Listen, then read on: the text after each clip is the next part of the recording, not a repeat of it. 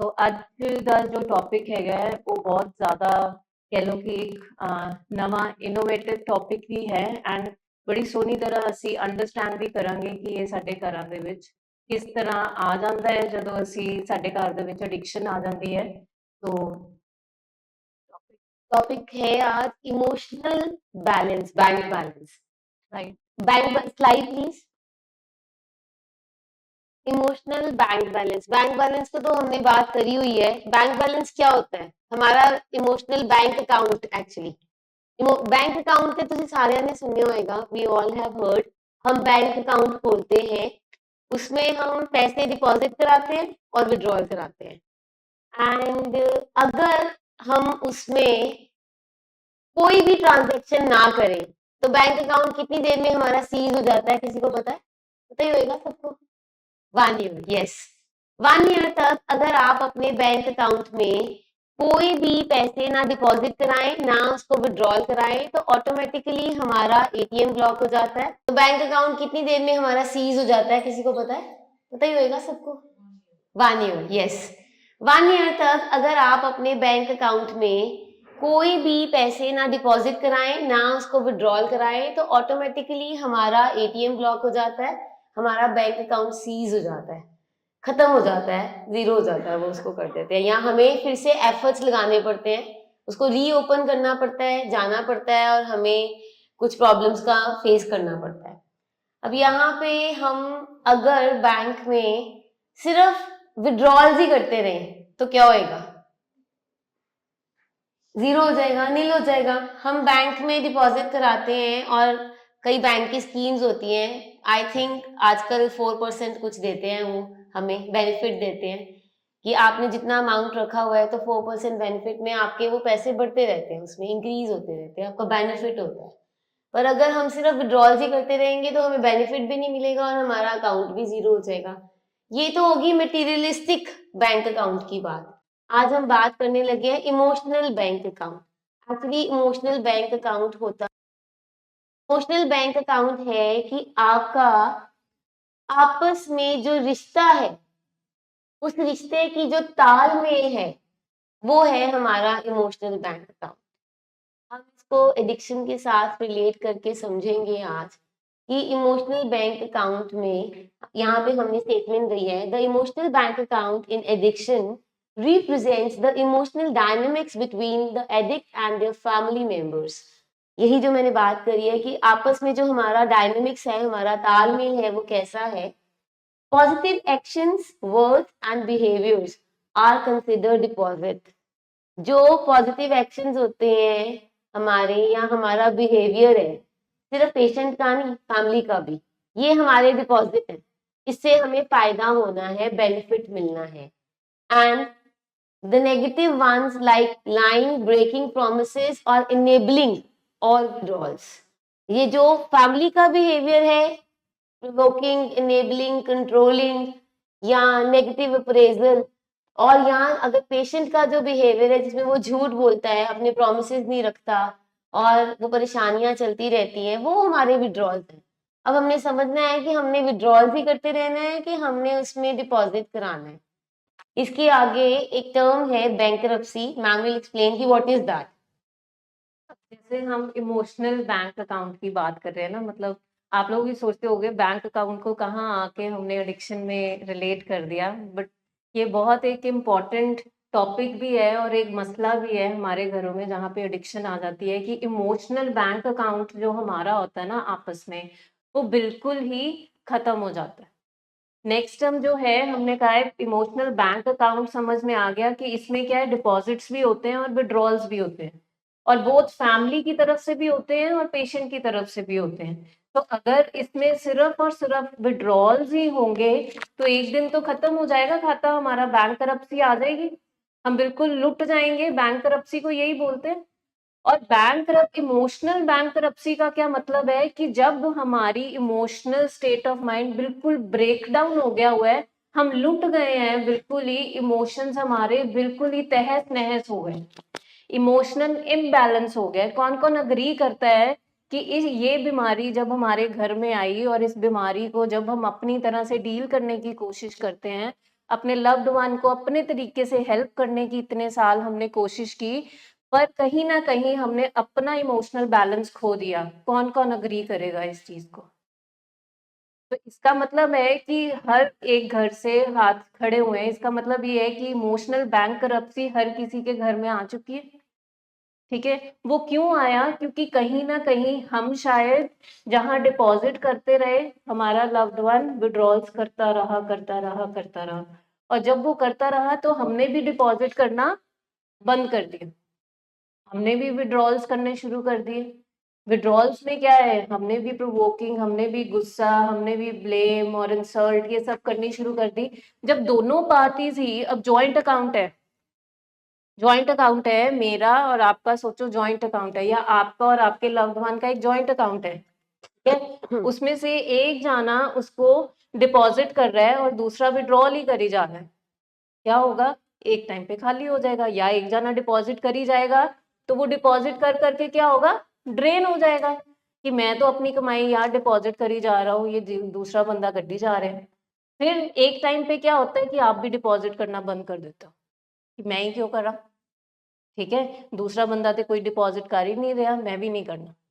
तो उस अकाउंट का क्या होगा? वहां बैंकरप्सी, क्योंकि एक टाइम तक तो वो अकाउंट फिर भी चल रहा था, जब तक फैमिलीज उसमें कहीं ना कहीं डिपॉजिट्स डाल रही थी, उसको लाड प्यार से कहीं ना कहीं ठीक करने की कोशिश कर रही थी, वो बैलेंस उन्होंने, वो अकाउंट फिर भी चल रहा था, ठीक है। बट क्या हुआ एक टाइम पे कि फैमिली एक टाइम पे इस बीमारी में इतनी ज्यादा थक गई, अक गई कि उन्होंने भी डिपॉजिट करना बंद कर दिया, बिल्कुल हम इमोशनली विड्रॉन हो गए, हमने फोन उठाने बंद कर दिए, हमने कहा इन्हें मरना है मर जाए, असी नहीं करना, मैं नहीं हूं कोई डिपॉजिट पाना इस अकाउंट के विच। तो क्या हुआ, हमारी बैंक करप्सी हो गई, वो अकाउंट हम सस्टेन कर ही नहीं पाए। तो इमोशनल बैंक करप्सी का मतलब है कि जब दोनों पार्टीज जिनका जॉइंट अकाउंट है, उन्होंने दोनों ने ही हाथ खड़े कर लिए, क्यों खड़े कर लिए? क्योंकि डिपॉजिट करके अब मेरे को तो कोई फायदा लग नहीं रहा, क्योंकि एक तरह से तो विड्रॉ हो ही जा रहा है, अब मैं भी दूसरे बंदे की तरह, अब मैं भी विड्रॉ पे ही आ गई हूँ, तो वो बैंक अकाउंट में सस्टेन ही नहीं कर पा रही। तो ऐसा, क्योंकि इमोशनल हमारे जो लव्ड वंस हैं वो तो बिल्कुल ही इमोशनली विड्रॉन हो जाते हैं एडिक्शन में, ठीक है, पर हम उस एडिक्शन की बीमारी में उनको हेल्प करने की जगह जो जो बिहेवियर्स करते हैं वो हम आगे करेंगे, कि हमारे कौन से बिहेवियर्स हैं जो हमारे एक्चुअल विड्रॉल्स बन जाते हैं, कि हम विड्रॉल कर रहे हैं बैंक अकाउंट, कैसे वो इमोशनल बैंक करप्सी किन बिहेवियर से आती है, वो हम आगे वाली कुछ स्लाइड्स में कवर करेंगे कि पेशेंट की तरफ से इमोशनल बैंक करप्सी क्यों आती है फैमिली में, और फैमिलीज के कौन से बिहेवियर्स हैं जिनसे इमोशनल बैंकरप्सी आती है, और हम कैसे सस्टेन कर सकते हैं ये अपना इमोशनल बैंक अकाउंट, ये हम आगे वाली स्लाइड्स में करेंगे। एनीबडी, किसी ने कुछ अभी तक समझा हो या कुछ शेयर करना हो अभी तक की इमोशनल बैंकरप्सी, किसी के घर में किसी की रियलाइजेशन हो, कुछ शेयर करना चाहते हो? कोई एनीबडी? कोई क्वेश्चन करना चाहता है या अपनी कोई शेयरिंग करना चाहता है, क्योंकि आपकी शेयरिंग के बिना हम आगे नहीं बढ़ सकते हैं। एनीथिंग आप रिलेट करते हैं इस चीज को साथ? क्योंकि सबने हाथ खड़े किए कि इमोशनल बैंकरप्सी तो हो जाती है, आई वुड लाइक कि अगर कोई शेयर भी करे कि कैसे उन्होंने अपने घर में इस चीज को एक्सपीरियंस किया। एनीबडी?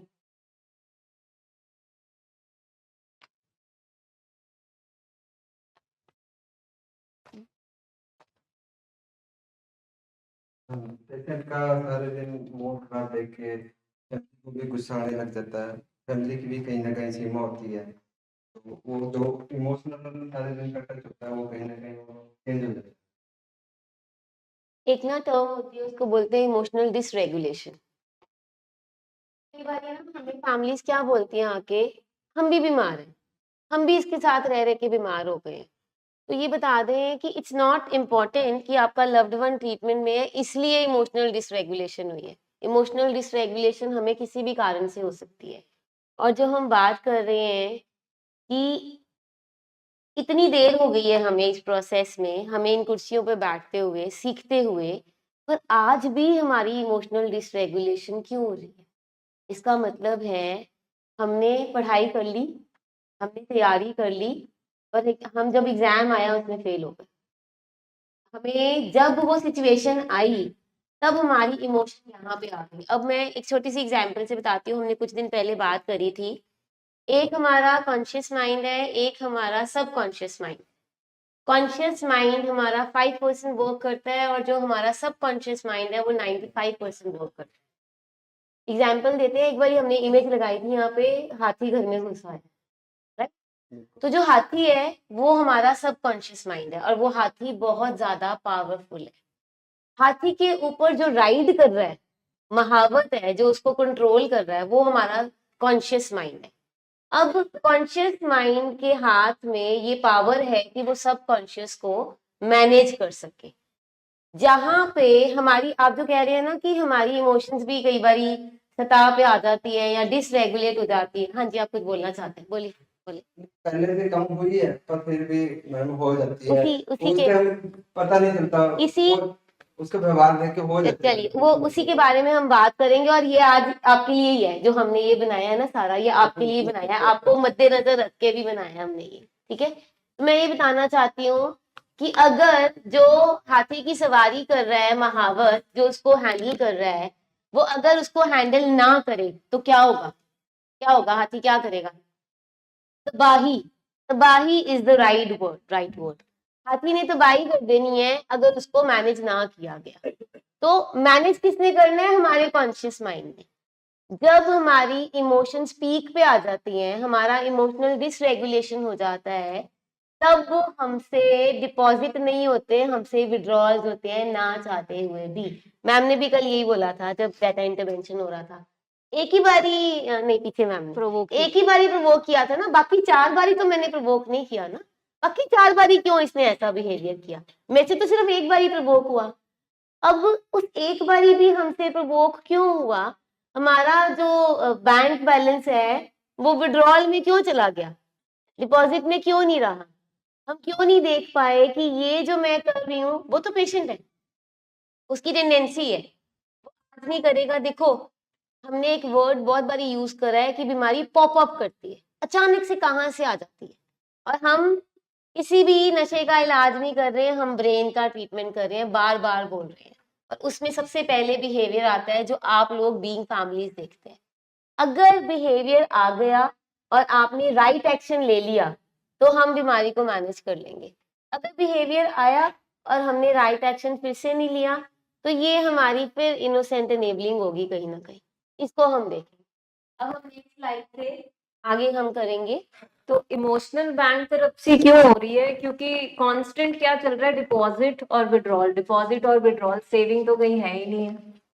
हमने क्या कर रहे हैं कि अगर हम डिपॉजिट कर रहे हैं तो हमारा लव्ड वन तुरंत विड्रॉल कर रहा है, ठीक है, और उसके विड्रॉल्स देख देख के हम क्या कर रहे हैं, हम भी तुरंत विड्रॉल, मतलब उसका एक बिहेवियर आया तो मैंने भी प्रोवोक कर दिया। तो क्या हुआ कि बिल्कुल ही दोनों साइड पे विड्रॉल चल रहे हैं, सेविंग तो कुछ है ही नहीं है। मतलब हम जब हमारे पास चैलेंजिंग सिचुएशन आती है तो हम कैसे, किससे सरवाइव करते हैं? अपने सेविंग से ही। सेविंग अकाउंट्स होते हैं, अपनी सेविंग से हम करते हैं कि चलो एक महीने अगर तनख्वाह नहीं आई है तो जी सेविंग से काम चलाते हैं। और यहाँ पे क्या है कि वो सेविंग हो ही नहीं रही, हमारा तो कांस्टेंट डिपॉजिट विड्रॉल या दोनों तरफ से ही विड्रॉल हो ही जा रहा है। तो ये हमने अंडरस्टैंड करना है कि हम अपने इस इमोशनल बैंक अकाउंट को सस्टेन कैसे कर सकते हैं। हमें ऐसी कौन सी सेविंग्स करनी पड़नी है एज अ फैमिली मेंबर कि हमारी जो ये रिकवरी की जर्नी में जो चैलेंजेस आएंगे, क्योंकि रिकवरी जो है वो स्मूथ नहीं चलेगी, चैलेंजेस आएंगे। एंड आई एम श्योर हर किसी की रिकवरी की जर्नी में चैलेंजेस आए हैं। अभी जैसे चैलेंज एक सिचुएशन आ रही है रंजित के लिए, है ना? तो उस चैलेंज की सिचुएशन में क्या हम भी विड्रॉल पे तो नहीं उतर आए हैं? अगर हम ये चैलेंज वाली सिचुएशन पे विड्रॉल पे उतर आए हैं, बीइंग पेरेंट्स आल्सो, इसका मतलब है कि शायद हम कांस्टेंट वो सेविंग कर ही नहीं पाए, हम वो स्किल सीख ही नहीं पाए, या हमने वो सेविंग करी ही नहीं, क्योंकि सेविंग तो इस टाइम पे काम आनी थी ना। तो अगर हम तुरंत पेशेंट का विड्रॉल देख के खुद भी विड्रॉल वाली सिचुएशन में आ गए, इसका मतलब है हमने वो अकाउंट हमें सस्टेन करना आया ही नहीं। अच्छा, कभी किसी ने ये किया है कि आपको पता लगा है कि आपका लव्ड वन बैंक में से पैसे निकाल रहा है फटाफट फटाफट, या तो आपने वो बैंक अकाउंट सीज करवा दिया या आपने खुद ही सारे पैसे निकलवा लिए? ऐसा हुआ है कभी? हुआ है किसी के साथ?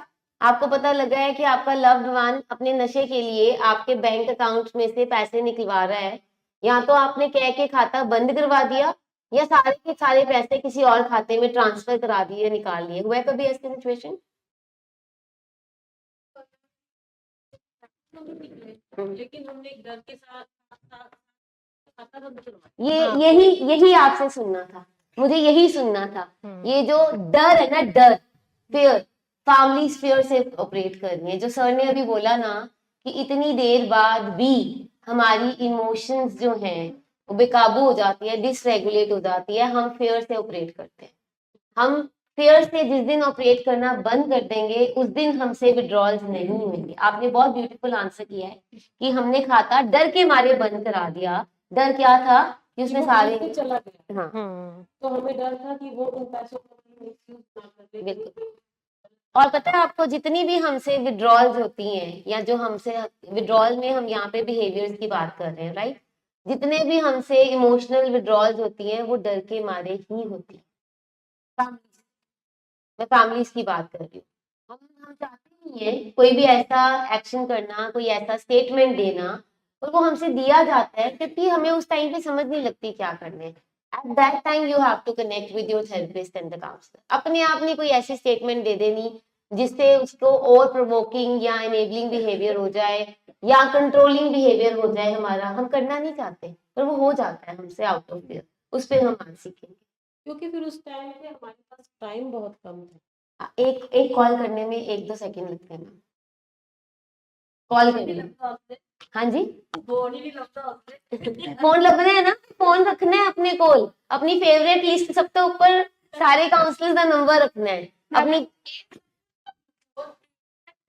हाँ, सब कुछ पढ़ लिया ਤਾਂ ਅਸੀਂ ਐਕਸ਼ਨ ਉਹਦੇ ਅਕੋਰਡਿੰਗ ਹੀ ਲਵਾਂਗੇ, ਹਨਾ। मैम ये आफ्टर ट्रीटमेंट के लिए ही तैयारी हो रही है अब कि आफ्टर ट्रीटमेंट हमने ये सारी चीजें नहीं करनी है। आपका बैंक अकाउंट खाली ना हो, वो हम आपको स्किल सिखा रहे हैं। अभी पता क्या ਅਗਰ ਜੋ ਸਿੰਪਟਮਸ ਤੁਸੀਂ ਦੱਸਿਆ ਹੈ ਉਹ ਪਹਿਲਾਂ ਆਏ ਹੋਏ ਹੁੰਦੇ ਆ ਬੈਂਕ ਵਾਲੇ, हाँ ਤਾਂ ਉਸ ਟਾਈਮ ਦੀ ਤਾਂ ਸਾਨੂੰ ਕੁਝ ਪਤਾ ਹੀ ਨਹੀਂ ਹੁੰਦਾ, ਇਹ Ma'am, ਕੁਝ ਹੀ ਕਰਾਂਗੇ ਨਾ। मैम Act ਤਾਂ ਅਸੀਂ मैम ਏਦਾਂ 1 ईयर से है रिकवरी में फैमिली के साथ। वो मैम शायद 7-8 साल से हैं क्योंकि उनका पेशेंट बाइपोलर है, ठीक है, पर अभी भी इनको ये चैलेंजेस आ रहे हैं, Saving इसलिए नहीं हम थी ये ना? बात कर रहे हैं हाँ कि 1 ईयर बाद, 2 ईयर बाद, 3 ईयर्स बाद भी चैलेंजेस आ सकते हैं क्योंकि बीमारी है। बीमारी कभी भी पॉप अप करेगी। उस टाइम पे आप क्या करते हो? उस टाइम पे हम स्टेज 1 पे चले जाते हैं, हमसे ना चाहते हुए भी इनेबलिंग प्रोवोकिंग हो जाती है। जी सर। ਇਹ ਜਿਹੜੀ ਗੱਲ ਤੁਸੀਂ ਕਹਿੰਦੇ ਜੇ ਵੀ ਇਹ ਆਪਣੇ ਅਕਾਊਂਟ ਵਾਲੀ ਗੱਲ ਹੈ ਜਿਹੜੀ, ਹੁਣ ਜਿਹੜੇ ਬੱਚੇ ਆ ਜਿੰਨਾ ਚਿਰ ਤੇ ਅਸੀਂ ਇਹ ਸਮਝੀਏ ਉਹਨਾਂ ਨੂੰ ਵੀ ਇਹ ਬਿਮਾਰ ਆ, ਜਿੱਦਾਂ ਤੁਸੀਂ ਪਹਿਲਾਂ ਜਿਹੜੀ ਗੱਲ ਦੱਸੀ ਆ, ਉਹਨਾਂ ਚਿਰ ਤੇ ਅਸੀਂ ਇਮੋਸ਼ਨਲ ਨਹੀਂ ਹੁੰਦੇ, ਤੇ ਜਦੋਂ ਅਸੀਂ ਇਹ ਸਮਝੀਏ ਵੀ ਇਹ ਜਾਣਬੁੱਝ ਕੇ ਕਰਦਾ ਉਦੋਂ ਹੀ ਹੁੰਦੇ। ਸਾਨੂੰ ਇਹ ਜੋ ਮਹਿਸੂਸ ਹੁੰਦਾ ਨਾ ਵੀ ਜਾਣ ਕੇ ਕਰਦਾ ਇਹ ਹੈ, ਸਭ ਤੋਂ ਇਹ ਪਹਿਲੇ ਆਖੇ ਨਹੀਂ ਲੱਗਦਾ। ਸਾਡਾ ਸਭ ਤੋਂ ਪਹਿਲੇ ਅਸੀਂ ਪਰਸਪੈਕਟਿਵ ਵੀ ਇਹੀ ਚੇਂਜ ਕਰਨ ਤੇ ਤੁਹਾਡੀ ਮਦਦ ਕਰਦੇ ਹਾਂ ਤਾਂ ਕਿ ਅਸੀਂ ਡਿਪੋਜ਼ਿਟ ਵਾਲੇ ਸਾਈਡ ਮਤਲਬ ਆਪਣੇ ਖਾਤੇ ਨੂੰ ਪਲੱਸ ਵਾਲੀ ਸਾਈਡ ਲੈ ਦੇਖੋ ਕੇ ਆਈਏ। ਕਿਸੇ ਬੱਚੇ ਨੂੰ ਬੁਖਾਰ ਚੜਿਆ ਹੋਵੇ, ਕਿਸੇ ਹੋਰ ਸਿਆਣੇ ਨੂੰ ਚੜਿਆ ਹੋਵੇ, ਨਹੀਂ ਸਮਝਦੇ ਵੀ ਇਹਨੂੰ ਪਿਆਰ ਰਹਿਣ ਤੋਂ ਲੰਮਾ, ਇਹਨੂੰ ਬੁਖਾਰ ਚੜਿਆ ਇਹਦਾ ਵੱਸ ਨਹੀਂ, ਇਹ ਕੋਈ ਕੰਮ ਨਹੀਂ ਕਰ ਸਕਦਾ। ਜਿਹੜਾ ਇਹੋ ਜਿਹਾ ਵਾ ਉਹਨੂੰ ਹੀ ਸਮਝਦੇ ਆ ਵੀ ਇਹ ਜਾਣਬੁੱਝ ਕੇ ਕਰਦਾ ਵਾ, ਵੀ ਇਹ ਖਰਚਾ ਕਰੀ ਜਾਂਦਾ, ਕਮਾਈ ਕਰਦਾ ਨਹੀਂ। ਆਮ ਹੀ ਇਹ ਸਾਡੇ ਇਹ ਧਾਰਨਾ ਹੋ ਗਈ ਆ। ਉਹੀ ਹੈ ਨਾ, ਅਸੀਂ ਆਪਣੀ ਜਿਹੜੀ ਡਿਪੋਜ਼ਿਟ ਕਰਨਾ ਹੈ, ਅਸੀਂ ਉਹ ਭੁੱਲ ਜਾਂਦੇ ਹਾਂ। ਮਤਲਬ ਅਸੀਂ ਫਿਰ ਜ਼ੀਰੋ ਵਾਲੀ ਫਰੋਮ ਦ ਸਕ੍ਰੈਚ ਅਸੀਂ ਉੱਥੇ ਆ ਜਾਂਦੇ ਹਾਂ ਕਿ ਇਹ ਬਿਮਾਰੀ ਨਹੀਂ ਹੈ, ਜਾਣ ਕੇ ਕਰ ਰਹੇ ਹਾਂ। ਸੋ ਉੱਥੇ ਫੈਮਿਲੀ ਇਹਦਾ ਮਤਲਬ ਹੈਗਾ ਕਿ ਮੈਂ ਫਿਰ ਵਿਡਰੋਲ ਵਾਲਾ ਬਿਹੇਵੀਅਰ ਕਰ ਰਹੀ ਹਾਂ, ਹਨਾ।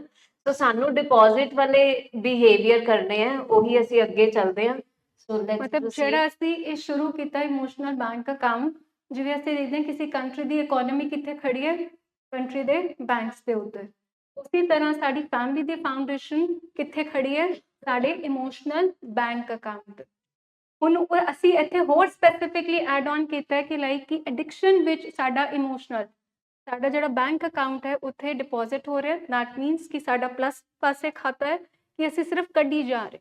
ਸੋ ਇਮੋਸ਼ਨਸ ਮਤਲਬ ਸਾਡੀ ਜਿਹੜੀ ਫਾਊਂਡੇਸ਼ਨ ਹੈ ਕਿ ਸਾਡੇ ਇਮੋਸ਼ਨਲ ਬੈਂਕ ਅਕਾਊਂਟ ਵਿੱਚ ਟਰਸਟ ਹੈਗਾ, ਕੋਆਪਰੇਸ਼ਨ ਹੈਗੀ ਹੈ, ਮਿਊਚੁਅਲ ਬੈਨੀਫਿਟ ਹੈਗਾ, ਇੱਕ ਦੂਸਰੇ ਨਾਲ ਅਸੀਂ ਸਿਨਰਜੀ ਜਾਂ ਇੱਕ ਦੂਸਰੇ ਨਾਲ ਅਸੀਂ ਕੋਆਪਰੇਟ ਕਰ ਰਹੇ ਹਾਂ, ਕਿ ਸਾਡੇ ਘਰ ਵਿੱਚ ਸਿਰਫ ਕਲੈਸ਼, ਜਿਹੜਾ ਥਰਡ ਵਰਡ ਯੂਜ਼ ਕਰਦੇ ਆ ਤਸਾਦਮ, ਸਿਰਫ ਆਰਗੂਮੈਂਟ ਹੈ, ਕਮਿਊਨੀਕੇਸ਼ਨ ਹੈਗੀ ਨਹੀਂ। ਅਸੀਂ ਇੱਕ ਦੂਜੇ ਦੀ ਫੀਲਿੰਗਸ ਨੂੰ, ਭਾਵਨਾਵਾਂ ਨੂੰ ਸਮਝਦੇ ਹੀ ਨਹੀਂ, ਸੁਣਦੇ ਹੀ ਨਹੀਂ ਅਸੀਂ। ਸਿਰਫ ਮੈਨੂੰ ਪਤਾ ਹੈ ਜਾਂ ਮੈਨੂੰ ਸਭ ਕੁਝ ਆਉਂਦਾ ਹੈ, ਇਹ ਵਾਲਾ ਸਾਡੇ ਘਰ ਵਿੱਚ ਮਾਹੌਲ ਹੈ। ਜੇ ਸਿਰਫ ਲੜਾਈ ਝਗੜਾ ਓਪਨ ਮਤਲਬ ਕਮਿਊਨੀਕੇਸ਼ਨ ਨਹੀਂ ਹੈਗੇ, ਬ੍ਰੇਕਡਾਊਨ ਹੈਗਾ, ਤਾਂ ਤੁਸੀਂ ਸੋਚੋ ਕਿ ਸਾਡਾ ਇਮੋਸ਼ਨਲ ਬੈਂਕ ਅਕਾਊਂਟ ਉਸ ਘਰ ਵਿੱਚ, ਉਸ ਫੈਮਿਲੀ ਵਿੱਚ ਕੀ ਹੋਏਗਾ। ਤੁਹਾਨੂੰ ਲੱਗਦਾ ਕਿ ਉਹ ਬੈਂਕ ਅਕਾਊਂਟ ਸਾਡੇ ਰਿਸ਼ਤਿਆਂ ਦਾ ਸਟਰੋਂਗ ਹੋਵੇਗਾ ਕਿ ਨੈਗੇਟਿਵ ਹੋਵੇਗਾ? ਨੈਗੇਟਿਵ ਹੋਏਗਾ। ਸੋ ਦੈਟ ਮੀਨਸ ਜਦੋਂ ਅਸੀਂ ਕਹਿੰਦੇ ਹਾਂ ਕਿ ਲਾਈਕ ਕਿ ਕਿਉਂ ਸਾਡਾ ਇਮੋਸ਼ਨਲ ਬੈਂਕ ਅਕਾਊਂਟ ਸਾਡੀ ਫੈਮਿਲੀਜ਼ ਵਿੱਚ ਖਰਾਬ ਹੋਇਆ, ਕਿਉਂ? ਕਿਉਂਕਿ ਅਸੀਂ ਵਿਡਰੋ ਕਰਦੇ ਰਹੇ। ਡਿਪੋਜ਼ਿਟ ਜੋ ਕਰਨਾ ਸੀ, ਜਿਹੜੇ ਪੋਜ਼ਿਟਿਵ ਐਕਸ਼ਨਸ, ਜਿਹੜੇ ਪੋਜ਼ਿਟਿਵ ਵਰਡਸ, ਜਿਹੜੇ ਪੋਜ਼ਿਟਿਵ ਬਿਹੇਵੀਅਰਸ ਅਸੀਂ ਫੈਮਿਲੀ ਵਿੱਚ ਆਪਣੇ ਰਿਸ਼ਤਿਆਂ, ਕਿਉਂਕਿ ਰਿਸ਼ਤੇ ਟੂ ਵੇ ਨੇ, you give you take and I give. ਜਿਹੜਾ ਮਿਊਚੁਅਲ ਜਿਹੜਾ ਚੱਲ ਰਿਹਾ ਸੀ ਟੂ ਵੇ ਫਲੋ, ਉਹ ਕਿਤੇ ਨਾ ਕਿਤੇ ਰੁਕ ਗਿਆ। ਐਂਡ ਦਿਸ ਜਿਹੜਾ ਇਮੋਸ਼ਨਲ ਬੈਂਕ ਅਕਾਊਂਟ ਅਸੀਂ ਜਿਹੜਾ ਅੱਜ ਤੁਹਾਡੇ ਨਾਲ ਗੱਲ ਕਰਦੇ ਹਾਂ, ਇਹ ਸਾਡੇ ਪ੍ਰੋਗਰਾਮ ਦਾ ਇੰਟੈਗਰਲ ਪਾਰਟ ਹੈ, ਕਿਉਂਕਿ ਇਹ ਬੇਸਡ ਹੈਗਾ ਹੈਬਿਟ ਨੰਬਰ 4 ਤੇ, that is think win win. ਮਤਲਬ ਦੋ ਪਾਰਟੀਜ਼ ਹਰ ਜਗ੍ਹਾ ਇਨਵੋਲਵਡ ਹੁੰਦੀ ਹੈ। ਘਰ ਵਿੱਚ ਵੀ ਤੁਸੀਂ ਦੇਖੋ, ਮੀਆਂ ਬੀਬੀ ਦੋ ਪਾਰਟੀਜ਼, पेरेंट्स ਤੇ ਬੱਚੇ ਦੋ ਪਾਰਟੀਜ਼, ਬੌਸ ਤੇ EMPLOYE ਦੋ ਪਾਰਟੀਜ਼। ਕਿ ਦੋ ਪਾਰਟੀਜ਼ ਵਿੱਚ ਲੈਣ ਦੇਣ ਇਕੁਅਲੀ ਹੈਗਾ, ਅਨਫੇਅਰ ਤੇ ਨਹੀਂ ਹੈਗਾ। ਜੇ ਅਗਲੀ ਅਨਫੇਅਰ ਆਏਗਾ, ਡੀਲਿੰਗ ਹੋਵੇਗੀ, ਸਾਰੇ ਮਤਲਬ ਕਿ ਬੈਂਕ ਅਕਾਊਂਟ ਜਿਹੜਾ ਸਾਡਾ emotional bank account two way ਚੱਲਦਾ ਪਿਆ, ਉਹ ਕਿਤੇ ਨਾ ਕਿਤੇ ਕੋਲੈਪਸ ਹੋ ਜਾਏਗਾ। ਕਿਉਂਕਿ ਇੱਕ ਰਿਸ਼ਤੇ ਵਿੱਚੋਂ ਮੈਂ ਸਿਰਫ ਲਈ ਜਾ ਰਹੀ ਹਾਂ ਤੇ ਡਿਪੋਜ਼ਿਟ ਮੈਂ ਕੁਝ ਵੀ ਨਹੀਂ ਕਰ ਰਹੀ। It's simple. ਸਾਡੇ ਵਰਡਸ ਹੁੰਦੇ ਆ ਕਿ ਉਹ ਡਿਪੋਜ਼ਿਟ ਅਸੀਂ ਕਰਨੇ ਹੁੰਦੇ ਆ। ਜਿਵੇਂ ਤੁਸੀਂ ਥੈਂਕ ਯੂ ਬੋਲੋ, ਕਿਸੇ ਨੂੰ ਸੌਰੀ ਬੋਲ ਦੋ, ਇਹ ਕੀ ਹੋ ਗਿਆ? ਰਿਸ਼ਤੇ ਵਿੱਚ ਡਿਪੋਜ਼ਿਟ ਹੋ ਗਿਆ। ਮੈਂ ਨਹੀਂ ਮੰਨਦਾ, ਇਹਨਾਂ ਦੀ ਗੱਲ ਕੱਟੀ ਜਾਣਾ, ਦੈਟ ਇਜ਼ ਕਿ ਉਹ ਰਿਸ਼ਤੇ ਵਿੱਚ ਕੀ ਹੋ ਗਿਆ? ਵਿਡਰੋ। ਜਿੰਨੇ ਅਸੀਂ ਵਿਡਰੋ ਕਰਾਂਗੇ ਉਨਾ ਸਾਡਾ ਇਮੋਸ਼ਨਲ ਡਿਸਟੈਂਸਿੰਗ ਵੱਧਦੀ ਜਾਏਗੀ। ਤੇ ਜਿਹੜਾ ਅਸੀਂ ਕਹਿੰਦੇ ਹਾਂ ਕਿ ਸਾਡਾ ਬੈਂਕਰਪਸੀ ਮਤਲਬ ਸਾਡਾ ਦਿਵਾਲਾ ਨਿਕਲ ਗਿਆ, ਉਹ ਦਿਵਾਲਾ ਕਿੱਥੇ ਨਿਕਲ ਗਿਆ? ਸਾਡੇ ਰਿਸ਼ਤਿਆਂ ਵਿੱਚ। ਕਿ ਅਸੀਂ ਇੱਕ ਦੂਸਰੇ ਨੂੰ ਹੁਣ ਦੇਖ ਹੀ ਨਹੀਂ ਪਾ ਰਹੇ, ਸਿਰਫ ਸ਼ੱਕ ਦੀ ਨਜ਼ਰ ਨਾਲ, ਡਰ ਦੇ ਨਾਲ ਅਸੀਂ ਆਪਰੇਟ ਕਰ ਰਹੇ ਹਾਂ ਜਾਂ ਉਹਨੂੰ ਕੰਟਰੋਲ ਕਰਨ ਦੀ ਕੋਸ਼ਿਸ਼ ਕਰ ਰਹੇ ਹਾਂ। That is spiral bankruptcy. ਕਿ ਸਾਡਾ ਵਿਸ਼ਵਾਸ ਇੱਕ ਦੂਜੇ ਤੇ ਰਿਹਾ ਹੀ ਨਹੀਂ, ਅਸੀਂ ਇੱਕ ਦੂਸਰੇ ਨੂੰ ਸਹਾਰਦੇ ਹੀ ਨਹੀਂ, ਅਸੀਂ ਕੋਆਪਰੇਟ ਹੀ ਨਹੀਂ ਕਰ ਰਹੇ, ਅਸੀਂ ਇੱਕ ਦੂਜੇ ਨੂੰ ਇਨਕਰੇਜ ਹੀ ਨਹੀਂ ਕਰ ਰਹੇ ਆਪਣੇ ਰਿਸ਼ਤੇ ਵਿੱਚ। ਹੁਣ ਤੁਸੀਂ ਇਸ ਘਰ ਵਿੱਚ ਦੇਖੋ ਕਿ ਜਿੱਥੇ ਇਨਕਰੇਜਮੈਂਟ ਨਹੀਂ, ਅਪਰੀਸੀਏਸ਼ਨ ਨਹੀਂ, ਸਿਰਫ ਕ੍ਰਿਟਿਸਿਜ਼ਮ ਹੈ, ਸਿਰਫ ਗਲਤੀਆਂ ਹੀ, ਇਹ ਨਹੀਂ ਠੀਕ ਕੀਤਾ, ਉਹ ਨਹੀਂ ਠੀਕ ਕੀਤਾ। ਡੂ ਯੂ ਥਿੰਕ ਘਰ ਵਿੱਚ ਹਾਰਮਨੀ ਰਹੇਗੀ? ਘਰ ਵਿੱਚ ਮਤਲਬ ਤੁਹਾਨੂੰ ਹੱਸੀ ਦਿਖੇਗੀ? ਉੱਥੇ ਕਿਹੜਾ ਮਾਹੌਲ ਦਿਖੇਗਾ? ਬੈਂਕਰਪਸੀ ਦਾ। ਕਿ ਘਰ ਵਿੱਚ 4 ਲੋਕ ਤੇ ਹੈਗੇ, ਪਰ ਚਾਰਾਂ ਦੇ ਮੂੰਹ ਸਾਰੇ ਕੋਨਾਂ ਵਿੱਚ ਉੱਥੇ ਸੁੱਜੇ ਹੋਏ, ਜਿਹਨੂੰ ਅਸੀਂ ਕਹਿੰਦੇ ਹਾਂ। So that is like emotional bank account. ਜੇ ਅਸੀਂ ਗੱਲ ਕਰਦੇ ਨਾ, ਇਸ ਮੀਨਸ ਕਿ ਸਾਡੇ ਰਿਸ਼ਤੇ ਇਨਵੋਲਵ ਹੈ ਇਸ ਵਿੱਚ। ਰਿਸ਼ਤੇ ਕਿੱਥੇ ਟਿਕੇ ਹੁੰਦੇ ਆ? ਕਿ ਮੈਂ ਕਿਸੇ ਦੇ ਇਮੋਸ਼ਨਸ ਨੂੰ ਵੈਲੀਡੇਟ ਕਰਾਂ, ਮੈਂ ਉਹਨੂੰ ਸਮਝਾਂ। But over the period of time, ਕਿਉਂਕਿ ਇਹ ਬਿਮਾਰੀ ਸਾਡੇ ਘਰ ਵਿੱਚ ਆਈ ਤੇ ਸਾਡੇ ਖਾਤੇ ਬਿਲਕੁਲ ਮਾਈਨਸ ਵਿੱਚ ਚਲੇ ਗਏ। ਅਸੀਂ ਸਿਰਫ ਵਿਡਰੋ ਕੀਤਾ। ਉਹ ਵਿਡਰੋ ਅਸੀਂ ਕਿਉਂ ਕੀਤਾ? ਕਿਉਂਕਿ ਜਦੋਂ ਬਿਮਾਰੀ ਆਈ ਸਾਡੇ ਲਵਡ ਵਨ ਨੂੰ, ਸਭ ਤੋਂ ਪਹਿਲੇ ਉਹਨੇ ਰਿਸ਼ਤੇ ਵਿੱਚ ਮਾਈਨਸ ਟ੍ਰਾਂਜੈਕਸ਼ਨ ਕਿਹੜੀ ਚੱਲਦੀ ਪਈ ਹੈ? ਬੈਂਕ ਵਿੱਚ ਜਾ ਕੇ ਕੋਈ ਡਿਪੋਜ਼ਿਟ ਨਹੀਂ ਕਰਾਇਆ, ਹੁਣ ਤੁਹਾਡੇ ਕੋਲ 100 ਰੁਪਇਆ ਪਿਆ ਸੀ, ਈਚ ਐਂਡ ਐਵਰੀ ਟਾਈਮ ਸਾਡੇ ਲਵਡ ਵਨ ਨੇ ਕੀ ਕੀਤਾ? 10 ਰੁਪਏ ਕਰਾਏ। तो अकाउंट की स्टेटमेंट की होएगी towards the end of the month? Negative ਵਿੱਚ। And you know that bank ਕੀ ਕਰਦੇ ਆ? बैंक ਤੇ ਉਹਨਾਂ ਦੇ ਉੱਪਰ ਵੀ ਚਾਰजेस ਲਾ ਦਿੰਦੇ ਆ, ਕਿਉਂਕਿ you don't maintain the balance. ਤੇ ਸਾਡੇ ਰਿਸ਼ਤਿਆਂ ਦਾ ਵੀ ਇਹੀ ਹਾਲ ਹੈ। ਇਹ ਜਿਹੜੀ ਸਾਡੇ ਅਸੀਂ ਖੁੰਨਸ ਫੜੀ ਹੋਈ ਹੈ, ਇਹਨੇ ਜਿਹੜਾ ਸਾਡਾ ਗੁੱਸਾ ਹੈ, ਅਸੀਂ ਆਪ ਵੀ ਬੇਚੈਨ ਹਾਂ ਤੇ ਦੂਜਾ ਵੀ ਬੇਚੈਨ ਹੈ। ਇਹ ਕਿਉਂ ਹੈ? ਕਿਉਂਕਿ ਸਾਡੇ ਰਿਸ਼ਤਿਆਂ ਵਿੱਚ ਇਮੋਸ਼ਨਲ ਡਿਪੋਜ਼ਿਟ ਦਾ ਖਾਤਾ ਮਾਈਨਸ ਵਿੱਚ ਹੈ ਤੇ ਵਿਡਰੋਅਲ ਦਾ ਖਾਤਾ ਪਲੱਸ ਵਿੱਚ ਹੋਗਾ। ਹੁਣ ਰਿਸ਼ਤੇ ਨੂੰ ਜਦੋਂ ਅਸੀਂ ਵਿਨ ਵਿਨ ਕਰਨਾ ਹੈ, ਅਸੀਂ ਰਿਸ਼ਤੇ ਵਿੱਚ ਇੱਕ ਇਮੋਸ਼ਨਲ ਸਟੇਬਿਲਿਟੀ ਲੈ ਕੇ ਆਣੀ ਹੈ, ਤਾਂ ਇਕੁਏਸ਼ਨ ਕੀ ਹੋਏਗੀ? ਰਿਵਰਸ। ਸਾਡੇ ਡਿਪੋਜ਼ਿਟ ਜ਼ਿਆਦਾ ਹੋਣਗੇ ਤੇ ਸਾਡੇ ਵਿਡਰੋਅਲ ਘੱਟ ਹੋਣੇ ਚਾਹੀਦੇ इमीडिएटली। सर ने जो अभी सवाल किया ना कि ये जान के करता है, इसको मैं प्लीज क्लियर करना चाहती हूँ, जो यहाँ बैठे हैं फैमिलीज उनके लिए भी और जो ऑनलाइन सुन रहे हैं उनके लिए भी। पहली बात तो सर ये समझना है हमने कि बीमारी कौन सी लगी है हमारे पेशेंट को।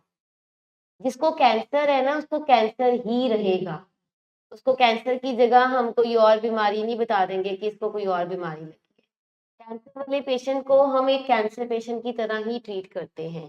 शुगर वाले पेशेंट को शुगर वाले पेशेंट की तरह ही ट्रीट करते हैं। हम जान के उसके आगे मिठाई के डब्बे नहीं लेके जाते, ना ही हम उसको प्रोवोक करते हैं।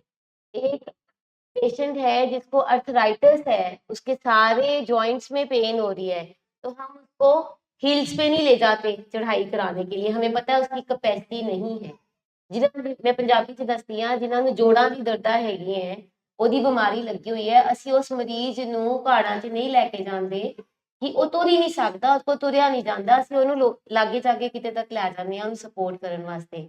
ਪਰ ਸਾਡੀ ਬਦਕਿਸਮਤੀ ਹੈ ਕਿ ਜਿਹੜੀ ਨਸ਼ੇ ਦੀ ਬਿਮਾਰੀ ਹੈ ਉੱਤੇ ਅਸੀਂ ਲਾਂਤਾਂ ਹੀ ਪਾਈਆਂ ਹੋਈਆਂ। ਅਸੀਂ ਕਹਿੰਦੇ ਹਾਂ ਹੈਗਾ ਹੀ ਮਾੜਾ, ਇਹ ਹੈਗਾ ਹੀ ਗਲਤ ਹੈ, ਇਹਨੇ ਸਾਡੀ ਬੇਇੱਜ਼ਤੀ ਕਰਾਤੀ, ਇਹਨੇ ਸਾਡੀ ਖਾਨਦਾਨ ਨੂੰ ਕਿੱਥੇ ਪਹੁੰਚਾਤਾ, ਸਾਡੇ ਖਾਨਦਾਨ 'ਚ ਕਦੀ ਕਿਸੇ ਨੇ ਨਹੀਂ ਕੀਤਾ।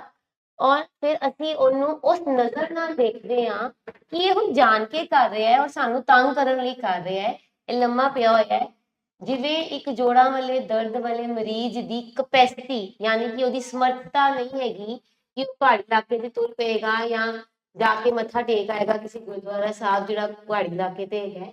ਇਸ ਤਰ੍ਹਾਂ ਸਾਡੇ ਪੇਸ਼ੈਂਟ ਦੇ ਅੰਦਰ ਕਪੈਸਿਟੀ ਨਹੀਂ ਹੈਗੀ ਉੱਠਣ ਦੀ, ਭੱਜ ਦੌੜ ਕੇ ਕੰਮ ਕਰਨ ਦੀ, ਉੱਦਮ ਲਿਆਉਣ ਦੀ, ਆਪਣੇ ਆਪ ਕਮਾਈ ਕਰਨ ਦੀ। ਕਿਉਂ? ਕਿਉਂਕਿ ਉਹਨੂੰ ਜਿਹੜੀ ਬਿਮਾਰੀ ਲੱਗੀ ਹੈ ਨਾ, I am very sorry to say this word, ਉਹਨੂੰ ਬਿਮਾਰੀ ਹੱਡਰਾਮੀ ਦੀ ਲੱਗੀ ਹੈ। ਉਹਦੀ ਹੈਬਿਟ ਬਣ ਗਈ ਹੋਈ ਹੈ ਉਹਦੀ ਬਿਮਾਰੀ ਕਾਰਨ, ਜਿਹਦੇ 'ਚ ਉਹਨੂੰ ਹੈਗਾ ਕਿ ਮੈਂ ਆਪਣੇ ਕੰਫਰਟ ਜ਼ੋਨ ਦੇ ਵਿੱਚ ਰਹਿਣਾ, ਮੈਨੂੰ ਸਿਰਫ ਮਿਲਦਾ ਰਹੇ ਮਿਲਦਾ ਰਹੇ ਮਿਲਦਾ ਰਹੇ। ਔਰ ਜਿਹੜਾ ਮਿਲਦਾ ਰਹੇ ਨਾ, ਉਹ ਵੀ ਅਸੀਂ ਉਹ ਕਿਤੇ ਨਾ ਕਿਤੇ ਪ੍ਰੋਵਾਈਡ ਕੀਤਾ ਸੀ। ਅਸੀਂ ਉਹਨਾਂ ਟਾਈਮ ਤੇ ਉਹ ਤੋਂ ਵਿਡਰਾ ਨਹੀਂ ਕੀਤੀਆਂ ਚੀਜ਼ਾਂ, ਅਸੀਂ ਉਸ ਟਾਈਮ ਤੇ ਉਹਨੂੰ ਦਿੱਤਾ। ਫॉर ਐਗਜ਼ਾਮਪਲ ਸਕੂਲ ਜਾਂਦਾ ਹੈ ਬੱਚਾ, ਅਸੀਂ ਸਵੇਰੇ ਸਵੇਰੇ ਬੱਚਾ ਕਹਿੰਦਾ ਮੈਂ ਸਕੂਲ ਨਹੀਂ ਜਾਣਾ, ਮੈਂ ਨਹੀਂ ਉੱਠਣਾ, ਅਸੀਂ ਕੀ ਕਰਦੇ ਹਾਂ, ਅਸੀਂ ਉਹਨੂੰ ਸਵੇਰੇ ਸਵੇਰੇ ਟੌਫੀ ਦੇ ਦਿੰਦੇ ਕਿ ਬਈ ਤੇਰੇ ਵਾਸਤੇ ਟੌਫੀ ਤਿਆਰ ਹੈ, ਚਾਕਲੇਟ ਤਿਆਰ ਹੈ, ਤੂੰ ਸਕੂਲ ਜਾ। ਉਹਨੂੰ ਕੋਈ ਇਹੋ ਜਿਹੇ ਪ੍ਰੋਮਿਸਿਸ ਕਰ ਦਿੰਦੇ ਹਾਂ, ਚਲ ਕੋਈ ਗੱਲ ਨਹੀਂ ਸ਼ਾਮ ਨੂੰ ਆਏਗਾ ਤੈਨੂੰ ਘੁਮਾਉਣ ਲੈ ਕੇ ਜਾਵਾਂਗੇ। ਅਸੀਂ ਉਹਨੂੰ ਇਹੋ ਜਿਹੇ ਪ੍ਰੋਮਿਸਿਸ ਕਰ ਦਿੰਦੇ ਹਾਂ, ਤੇਰੇ ਵਾਸਤੇ ਤੇਰਾ ਫੇਵਰੇਟ ਫੂਡ ਮੰਗਾ ਕੇ ਦੇਵਾਂਗੇ। ਜਿਵੇਂ ਸਾਡਾ ਕੰਮ ਕਰਨ ਚੱਲਿਆ, ਉਹ ਪੜ੍ਹਨ ਸਾਡੇ ਵਾਸਤੇ ਕੁਝ ਕਰਨ ਚੱਲਿਆ। ਪੜ੍ਹਨਾ ਤਾਂ ਉਹਨੇ ਆਪਣੇ ਵਾਸਤੇ, ਉਹਦੀ ਆਪਣੀ ਲਾਈਫ ਵਾਸਤੇ ਹੈ ਨਾ, ਪਰ ਅਸੀਂ ਕਿਤੇ ਨਾ ਕਿਤੇ ਬਚਪਨ 'ਚ ਕੁਝ ਚੀਜ਼ਾਂ ਇਹੋ ਜਿਹੀਆਂ ਇਨੇਬਲ ਕੀਤੀਆਂ ਹੁੰਦੀਆਂ, ਜੇ ਤੂੰ ਇਹ ਕੰਮ ਕਰੇਗਾ ਤੈਨੂੰ ਟੋਏ ਮਿਲੇਗਾ, ਜੇ ਤੂੰ ਫਸਟ ਆਏਗਾ, ਅੱਛਾ ਤੂੰ ਫਸਟ ਆਏਗਾ ਨਾ ਫਿਰ ਤੈਨੂੰ ਨਵਾਂ ਸਕੂਟਰ ਮਿਲੇਗਾ, ਨਵਾਂ ਬੁਲੇਟ ਮਿਲੇਗਾ, ਜੇ ਤੂੰ ਇੰਜ ਕਰੇਗਾ ਤੂੰ ਪਹਿਲੇ ਪੜ੍ਹ ਕੇ ਦਿਖਾ। ਹਰ ਚੀਜ਼ ਦੇ ਵਿੱਚ ਤੇ ਅਸੀਂ ਉਹਨੂੰ ਰਿਵਾਰਡ ਦਿੱਤਾ ਹੋਇਆ, ਉਹਨੂੰ ਹੁਣ ਰਿਵਾਰਡ ਦੀ ਆਦਤ ਪੈ ਗਈ ਹੋਈ ਹੈ ਕਿਤੇ ਨਾ ਕਿਤੇ।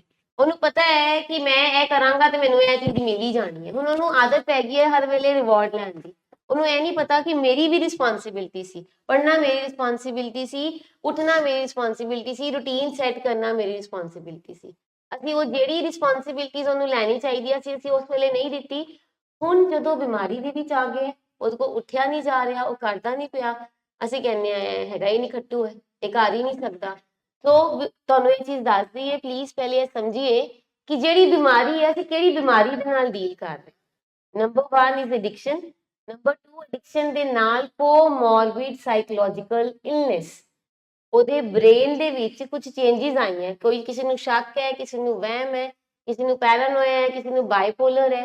ਜਿਹੜਾ ਭੱਜਦਾ ਫਿਰਦਾ ਸੀ ਨਾ ਪਹਿਲੇ, ਉਹ ਨਸ਼ਾ ਕਰਕੇ ਭੱਜਦਾ ਫਿਰਦਾ, ਜਿਹੜਾ ਸਾਨੂੰ ਠੀਕ ਲੱਗ ਰਿਹਾ ਸੀ ਕਿ ਇਹ ਬਹੁਤ ਕੰਮ ਕਰ ਰਿਹਾ ਸੀ, ਭੱਜ ਕੇ ਕਰ ਰਿਹਾ ਸੀ, ਉਹ ਐਡਿਕਸ਼ਨ ਲੈ ਕੇ ਜਾਂ ਉਹਦੇ ਬਾਈਪੋਲਰ ਵਾਲੀ ਫੇਸ ਸੀ, ਇਲੇਟਿਡ ਵਾਲੀ ਫੇਸ ਸੀ, ਮੇਨੀਆ ਵਾਲੀ ਫੇਸ ਸੀ, ਜਿਹਦੇ ਚੋਂ ਕਰ ਰਿਹਾ ਸੀ। ਤੇ ਅਸੀਂ ਇਹ ਸਮਝੀਏ ਕਿ ਜਾਣ ਕੇ ਨਹੀਂ ਕਰ ਰਿਹਾ, ਉਹਦੀ ਕਪੈਸਿਟੀ ਨਹੀਂ ਹੈਗੀ। ਅੱਜ ਵੀ ਮੈਂ ਫੈਮਿਲੀ ਗਰੁੱਪ ਦੇ ਵਿੱਚ ਦੇਖ ਰਹੀ ਸੀਗੀ, ਜਿਹੜੇ ਫੈਮਿਲੀ ਇੰਟਰਵੈਂਸ਼ਨ ਸਾਡਾ ਗਰੁੱਪ ਇੱਕ ਬਣਿਆ ਹੋਇਆ ਹੈ, ਉਹਦੇ 'ਚ ਮੈਂ ਪੜ੍ਹ ਰਹੀ ਸੀ ਕਿ ਦੇयर इज अ ਪੇਸ਼ੈਂਟ ਜਿਨ੍ਹਾਂ ਦੀ ਫੈਮਿਲੀ ਨੇ ਡਿਸਕਸ ਕੀਤਾ ਹੈ ਕਿ 5-6 ਮਹੀਨੇ ਹੋ ਗਏ ਹੈ, ਮੈਨੂੰ ਅੱਛਾ ਨਹੀਂ ਲੱਗ ਰਿਹਾ, ਸਾਡਾ ਪੇਸ਼ੈਂਟ ਉੱਠ ਨਹੀਂ ਰਿਹਾ। ਐਂਡ ਮੈਂ ਸਵੇਰੇ ਉੱਠ ਕੇ ਜਦੋਂ ਮੈਸੇजेस ਪੜ੍ਹੇ ਤੇ 2-3 ਫੈਮਲੀਜ਼ ਉਹਨਾਂ ਨੂੰ ਜਿਹੜੇ 1.5-2 ਸਾਲ 3 ਸਾਲ ਹੋ ਗਏ ਹੈ, ਉਹਨਾਂ ਨੂੰ ਪੋਜ਼ਿਟਿਵ ਕਰ ਰਹੇ ਸੀ ਉਹਦੇ ਵਿੱਚ ਕਿ ਕੋਈ ਗੱਲ ਸਾਡਾ ਪੇਸ਼ੈਂਟ ਵੀ ਨਹੀਂ ਸੀ ਕਰਦਾ। ਅਸੀਂ ਪੇਸ਼ੈਂਟ ਦੇ ਨਾਲ ਛੋਟੀ ਚੀਜ਼ਾਂ ਕਰਦੇ ਸੀ, ਕੈਰਮ ਖੇਡਦੇ ਸੀ ਜਾਂ ਅਸੀਂ ਕੁਝ ਹੋਰ ਕਰਦੇ ਸੀ। ਇੰਨਾ ਵਧੀਆ ਸਪੋਰਟ ਸਿਸਟਮ ਹੈਗਾ ਤੁਹਾਡੇ ਕੋਲ, ਇੱਕ ਫੈਮਿਲੀ ਹੈਗੀ ਹੈ ਜਿਹੜੀ ਤੁਹਾਨੂੰ ਸਪੋਰਟ ਕਰਦੀ ਹੈ। ਐਂਡ ਫਿਰ ਉਹਦੇ 'ਚ ਉਹਨਾਂ ਨੇ ਵਾਪਿਸ ਜਵਾਬ ਦਿੱਤਾ, ਲੱਗਦਾ ਮੈਂ ਹੀ ਜ਼ਿਆਦਾ ਐਕਸਪੈਕਟ ਕਰ ਰਹੀ ਸੀ। ਕਪੈਸਿਟੀ ਨਹੀਂ ਹੈ ਹਲੇ ਸਾਡੇ ਪੇਸ਼ੈਂਟ ਦੀ, ਸਾਡੇ ਪੇਸ਼ੈਂਟ ਦੇ ਅੰਦਰ ਉਨੀ ਸਮਰੱਥਾ ਨਹੀਂ ਹੈਗੀ, ਉਹਨੂੰ ਟਾਈਮ ਲੱਗਣਾ। ਅਸੀਂ ਬਾਰ-ਬਾਰ ਕਹਿੰਦੇ ਹਾਂ ਕਿ ਬ੍ਰੇਨ ਦੇ ਵਿੱਚ ਗੱਡੇ ਪੈ ਗਏ ਹੈ, ਉਹਨੂੰ ਰਿਕਵਰ ਹੋਣ 'ਚ ਟਾਈਮ ਲੱਗਣਾ, ਵਾਪਿਸ ਨੋਰਮੈਲਿਟੀ 'ਚ ਆਉਣ 'ਚ ਟਾਈਮ ਲੱਗਣਾ। ਥੋੜਾ ਟਾਈਮ ਦੇਖੀਏ, ਮਾਈਕਰੋ ਚੇਂਜਸ ਦੇਖੀਏ ਜਿਹਦੇ ਨਾਲ ਸਾਨੂੰ ਬੈਟਰ ਲੱਗੇ। ਹੁਣ ਅਸੀਂ ਗੱਲ ਕਰ ਰਹੇ ਹਾਂ ਡਿਪੋਜ਼ਿਟ ਦੀ। ਮੈਂ ਆਪਣੀ ਗੱਲ ਕੀਤੀ ਹੈ ਕਿ ਜਿਹੜਾ विन विन साडी एक हैबिट है, फोर्थ हैबिट है 7 हैबिट्स ਦੇ ਵਿੱਚੋਂ विन विन ਦਾ ਮਤਲਬ ਹੈ ਮਿਊਚੁਅਲ ਬੈਨੀਫਿਟ ਔਰ ਇਹ ਇੰਟਰਡਿਪੈਂਡੈਂਸ ਤੋਂ ਆਉਂਦੀ ਹੈ। ਜਾਂ ਤੇ ਅਸੀਂ ਉਹਨੂੰ ਇੰਡੀਪੈਂਡੈਂਸ ਦੇਤੀ ਪਹਿਲੇ ਕਿ ਜਾ ਜ਼ਿੰਦਗੀ ਜੀ ਲੈ ਜੋ ਕਰਨਾ ਕਰ ਲੈ, ਜਾਂ ਅਸੀਂ ਕੋਡਿਪੈਂਡੈਂਟ ਰਹੇ ਸਾਰੀ ਜ਼ਿੰਦਗੀ ਉਹਦੇ ਨਾਲ। ਤੂੰ ਤੇਰੇ ਸਾਹ ਚੱਲਦੇ ਪਏ ਤੇ ਮੇਰੇ ਸਾਹ ਚੱਲਦੇ ਪਏ ਹੈ, ਤੂੰ ਰੋਟੀ ਖਾਦੀ ਹੈ ਤੇ ਮੈਂ ਰੋਟੀ ਖਾਦੀ ਹੈ। ਅਸੀਂ ਇੰਟਰਡਿਪੈਂਡੈਂਸ ਤੇ ਆਏ ਹੀ ਨਹੀਂ। ਇੰਟਰਡਿਪੈਂਡੈਂਸ ਵੈਸੇ ਹੁੰਦਾ ਬਾਰटर सिस्टम, तुम मुझे दो मैं तुम्हें दूंगी, आप मुझे खुशी दो, आप मुझे गुड फीलिंग्स दो, मैं भी आपको गुड फीलिंग्स दूंगा। और इसमें विन विन सिचुएशन होती है कि हमने इकट्ठे मिलके उस बैंक अकाउंट को आगे बढ़ाना है ताकि हमारा आगे वाले टाइम पे हमारे पास सेविंग रहे और हम अपने आगे वाले टाइम को और बेटर कर सके।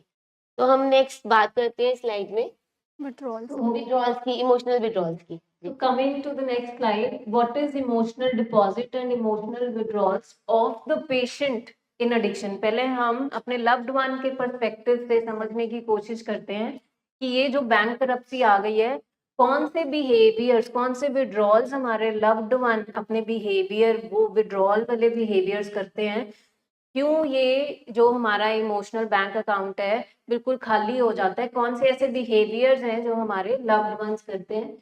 तो उसमें सबसे पहला है लाइंग और मैनिपुलेटिंग, मतलब झूठ बोलना, हेरा फेरी करना, बातें घुमा फिरा के कुछ बातें बता देना, कुछ बातें छुपा लेना। ठीक है, सो ये जो बिहेवियर हमारा लव्ड वन करता है तो वो क्या कर रहा है, उस खाते में से विड्रॉ कर रहा है। तो ये एक हमारा बिहेवियर करेक्टर डिफेक्ट है कह लो जिसको, कि लाइंग और मैनिपुलेटिंग जो हमारा लव्ड वन दिखाता है उससे हमारे जो रिलेशनशिप है, हमारा जो बैंक अकाउंट है वो धीरे धीरे धीरे धीरे धीरे करके खाली हो रहा है। क्योंकि जब जब सर बोलते हैं कि हमारा लव्ड वन कब झूठ बोलता है, जब जब वो मुंह खोलेगा वो झूठ बोलेगा, कि जब जब वो मुंह खोलता है वो झूठ बोलता है, कि उसने छोटी से छोटी बात भी, क्योंकि उसका एक पैटर्न बन गया ना, ठीक है, करेक्टर डिफेक्ट बन गया है। करेक्टर डिफेक्ट का मतलब है कि उसके किरदार में एक खामी आ चुकी है जो अब वो उसके किरदार में बस गई है।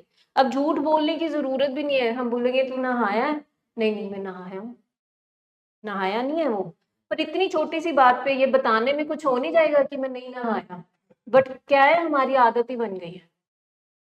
तो ये क्या है कि जब जब वो मुंह खोलेगा वो झूठ बोलेगा। ये जो बिहेवियर वो लगातार करते आए हैं तो हमारे अकाउंट से वो विड्रॉल्स धीरे धीरे धीरे धीरे करके निकलते गए।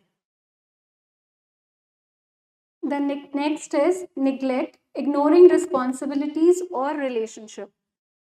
जवान बच्चा जब अपने हस्बैंड को देखते हो एज अ पेरेंट और एज अ वाइफ, दोनों के पर्सपेक्टिव को लेते हैं, दोनों मैच्योर हैं, एडल्ट्स हैं, बट अपनी रिस्पॉन्सिबिलिटीज, अपनी जिम्मेवारियां नहीं ले पा रहे। जब आप उनको देखते हो कि वो कोई काम नहीं कर रहे, कोई रूटीन नहीं है, 12-12 बजे तक सो रहे हैं, उसके बाद उठे, गाड़ी पकड़ी, चले गए, दिल किया आ गए, दिल किया खाना खा लिया, एंड उसके बाद लेट नाइट, तो सबसे ज़्यादा क्या हर्ट होते हैं आपकी फीलिंग्स, आपके सेंटिमेंट्स, आपके इमोशंस। इसका मतलब कि जब जब आपके लव्ड वन ने रिस्पॉन्सिबिलिटी से कन्नी कतराई है तो खाता कहाँ गया है, विड्रॉल की तरफ। मेरे इमोशंस, मेरे जो उसके लिए मैंने सपने बुने होते हैं वो कहाँ जा रहे होते हैं, माइनस में, क्योंकि मुझे लग रहा है ये करेगा क्या, इसके एक्शंस तो बिल्कुल ऑपोजिट हैं जो मैंने उसके लिए उम्मीदें बांधी रखी हैं। तो वो जो पेन आती है, तो पेन क्या देगी, आपके इमोशंस को विड्रॉ करेगी, आपको उसके रिश्ते से आपको दूर लेकर जाएगी। एक्सपीरियंस करते हैं ना, हम अपने सामने अपने जवान बच्चों को देखते हैं और फिर हम उसके साथ क्या करते हैं, कंपैरिजन भी तो लेकर आते हैं। फलाने का बच्चा जॉइंट फैमिली में जो रहते हैं, दे सी दैट वो सुबह 9 बजे चला गया और ये 12 बजे भी अभी कमरे का दरवाज़ा नहीं खुला। तो आपके इमोशनल बैंक अकाउंट में, इसका मतलब जब ये बीमारी आई तो ये इमोशनल बैंक अकाउंट कहाँ जा रहा है, विड्रॉल की तरफ। नेक्स्ट है इसमें कंफ्लिक्ट, एंगेजिंग इन आर्गुमेंट और ब्लेमिंग। अब आप ये समझ जाओ, जब भी आपका लव्ड वन गुस्सा कर रहा है या ब्लेम कर रहा है या कोई लड़ाई झगड़े पे उतर आया, इसका मतलब है अब हो गया काम खराब, क्योंकि बीमारी ने अपना रास्ता ढूंढना है। जब तक हम ब्लेम गेम में नहीं फंसाएंगे, गिल्ट ट्रिप पे नहीं लेके जाएंगे फैमिलीज को। तुसी इंज करता सी, तुसी उंज करता सी, तुसी मेरे वास्ते अवेलेबल नहीं सी जदों मैनू लोड़ हैगी सी, तब तक हमारी बीमारी पनपेगी नहीं। ये एक हमारा विड्रॉल है जो कि पेशेंट करता है। ये उसका एक पैटर्न है कि वो बार बार बार बार जब सब कुछ ठीक चल रहा है ना, वो एक बहाना ढूंढेगा कि अभी लड़ाई हो जाए, अभी कुछ ऐसा माहौल बन जाए कि लड़ाई हो जाए, या तो आपस में हो जाए फैमिली मेंबर्स की, या फिर मैं आप किसी के साथ लड़ पड़ूं ताकि मैं जाके नशा कर सकूं। तो ये एक हमारा साइन एंड सिम्टम है। अगर हमें पता लगता है तो हमें समझ आना चाहिए अब हमारा खाता गया विड्रॉल में। हमारा अब हमारा कल एक पेशेंट फॉलोअप पे शेयरिंग कर रहा था। वो शेयरिंग कर रहा था, कहता मैम मेरे और मेरे वाइफ के बीच में किसी चीज़ को लेके आर्ग्यूमेंट हो गया। तो कहता कि मैंने सोचा अब आर्ग्यूमेंट हुआ है तो ये कमरे में चले गई है, तो मैंने कहा अब ये बुलाएगी तो है नहीं, मैंने उसको बोला मैं जा रहा हूँ अकेले। कहता जैसे मैंने ये स्टेटमेंट बोली, वाइफ फटाफट कमरे से बाहर आ गई। तो इसका मतलब कि विड्रॉ तो हुआ पहले, क्योंकि कॉन्फ्लिक्ट में, क्योंकि जब तू मैं हो गई हस्बैंड वाइफ की, तो इसका मतलब खाता किस में गया, विड्रॉल में। पर जैसे ही उसने स्टेटमेंट दी तो वाइफ ने विड्रॉल को नहीं देके उसने क्या किया, डिपॉजिट। उसने कहा साथ तो मैं जाऊंगी आपके। तो उसने बोला अभी तो तू लड़ी हुई थी मुझसे। कहती लड़ाई हो गई, वो बात होगी 5 मिनट पहले की, अब की बात है। बाहर नहीं जाना अकेले, चाहे जो मर्जी हो जाए, बाहर नहीं आपको जाने देना। सो इसका मतलब कि फैमिली विड्रॉल से कहाँ पहुंच गई, डिपॉजिट की तरफ। तो नेक्स्ट जो विड्रॉल हमारा लव्ड वन करता है वो है कि ब्रेकिंग प्रोमिसेस। यहाँ पे क्या है कि हम बहुत ही चिकनी चुपड़ी बातें करते हैं, बड़े प्रोमिसेस करते हैं, पर होता क्या है अंत में कि वो नहीं होता। हम प्रोमिसेस कौन से करते हैं कि मैं डिपॉजिट करूंगा, मैं आपसे अच्छे से बात करूंगा, मैं आगे से चिल्लाऊंगा नहीं, मैं ये जो गालियां निकाली हैं मैं नहीं करूंगा, मैं लड़के बाहर नहीं जाऊंगा। हम प्रोमिसेस कौन से करते हैं कि मैं इस अकाउंट को सस्टेन करने के लिए आप इस बार ही कर दो, मैं ये डिपॉजिट आगे आपको बड़ी एक रंगीन सी पिक्चर हम दिखाएंगे, जो हमारे लव्ड वन है बड़ी रंगीन पिक्चर दिखाते हैं कि आप ये इस बार ही कर दो, कोई बात नहीं, ठीक है, मैं आगे आने वाले टाइम में डिपॉजिट्स कर दूंगा, ठीक है, अपने बिहेवियर को भी लेके, या पैसे भी अगर आपसे लिए हैं कोई फाइनेंशियल, ठीक है, वो कहेंगे इस बार ही आप ये चुका दो, मैं अगली बार आपको ऐसा मौका नहीं आने दूंगा। सो ये जो प्रोमिसेस हैं, बट क्या होता है कि ये प्रोमिसेस हमारे बिल्कुल टूट जाते हैं, ब्रेक कर देते हैं। वो जितनी भी हमारे साथ कमिटमेंट्स उन्होंने करी होती हैं, चाहे इमोशनल लेवल पे, चाहे कोई कहीं हमने जाना है, एंड मौके पे वो क्या करते हैं, वहीं पे वो प्रोमिसेस को ब्रेक कर देंगे। तो ये एक बिहेवियर है हमारे लव्ड वन का, जो कि इमोशनल बैंकरप्सी की तरफ इस खाते को लेके जाता है। और हमारे लव्ड वन कभी कभी कहते हैं प्रॉमिस तो होते ही ब्रेक करने के लिए। प्रॉमिस का मतलब ही होता है वो वायदा क्या जो तोड़ा नहीं, कसमें खानी कसमें खानी। आपको मैं बताती हूँ, हमारा एक पेशेंट आ रहा है, उनको अलॉन्ग विद एडिक्शन ओसीडी की प्रॉब्लम है, ऑब्सेसिव कंपल्सिव डिसऑर्डर है साथ में। वो जब भी आता है ना, अपनी मम्मी से कसम खिलवा के लाता है, कितने दिन कसम खाओ, कितने दिन फिर मैं जाना दे, और वो कसम खा लेते हैं बेचारे।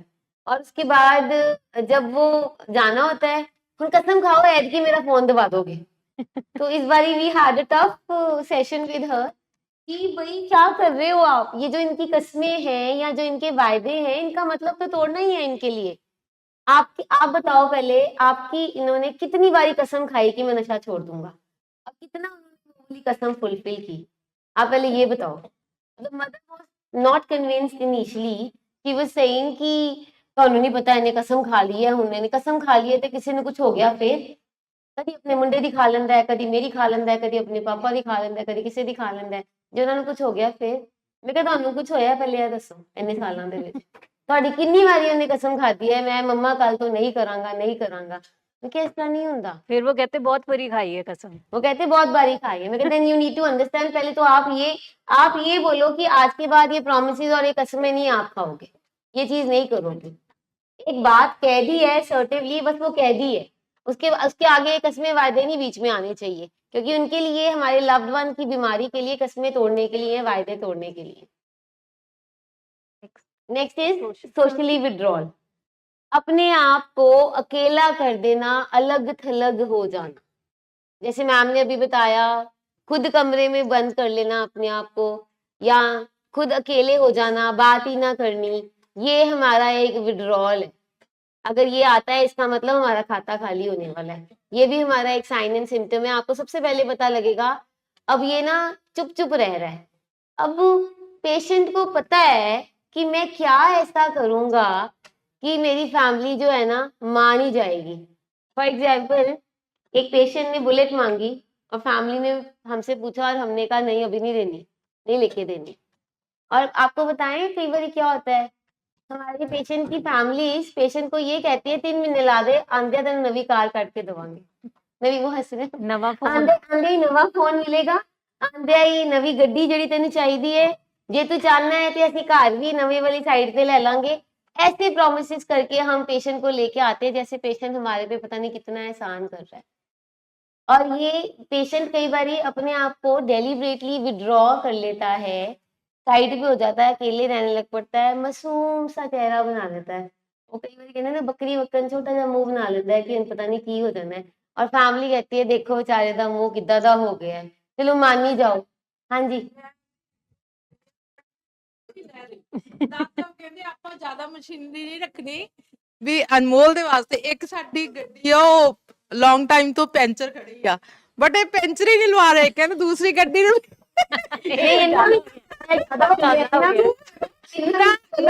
ਸੇਲ ਕਰਨਾ ਉਦਾਂ ਹੀ ਖੜੀ ਆ, ਕਹਿੰਦੇ ਅਨਮੋਲ ਆ ਗਿਆ ਉਹ ਲੈ ਜਾਊਗਾ। नहीं पेंशन नहीं लगा लो ना किसी तरीके ना, इतना ना करो। असर्टिव हो, असर्टिव हो। ਨਿਊ ਐਕਟਿਵਾ ਨਹੀਂ ਲਈ, ਪੁਰਾਣੀ ਐਕਟਿਵਾ ਹੀ ਚਲਾ ਰਹੀ नहीं इतना इतना भी नहीं करना, अपने आप को नुकसान से नहीं पाना। ਨਹੀਂ ਮੈਮ ਡਰ ਹੀ ਇੰਨਾ ਗਏ ਆ ਅਸੀਂ, फेयर तो ऑपरेट नहीं करना मैम, फेयर तो ऑपरेट नहीं करना ਅਸੀਂ। ਇਸ ਕਰਕੇ ਇਹ ਹਾਸਾ ਆ ਰਿਹਾ ਵੀ ਬਹੁਤ ਕੁਝ ਕੀਤਾ ਅਸੀਂ। ਹਾਂ ਅਸੀਂ ਪਹਿਲੇ ਪਾਸ ਕੀਤਾ ਨਾ, ਹੁਣ ਅਸੀਂ ਫਿਰ ਉਹੀ ਕਹਿੰਦੇ ਨਾ दूध का जला छाग भी फूक फूक के पीता है। कोई गल नहीं, ਅਸੀਂ ਇੰਨਾ ਵੀ ਜ਼ਿਆਦਾ ਨਹੀਂ ਕਰ ਲੈਣਾ ਕਿ ਬਿਲकुल ਹੀ ਆਪਣੇ ਆਪ ਨੂੰ ਕਰ ਲੈਣਾ। ਪੈਂਚਰ ਲਗਵਾ ਲਓ ਸਰ ਗੱਡੀ ਦਾ।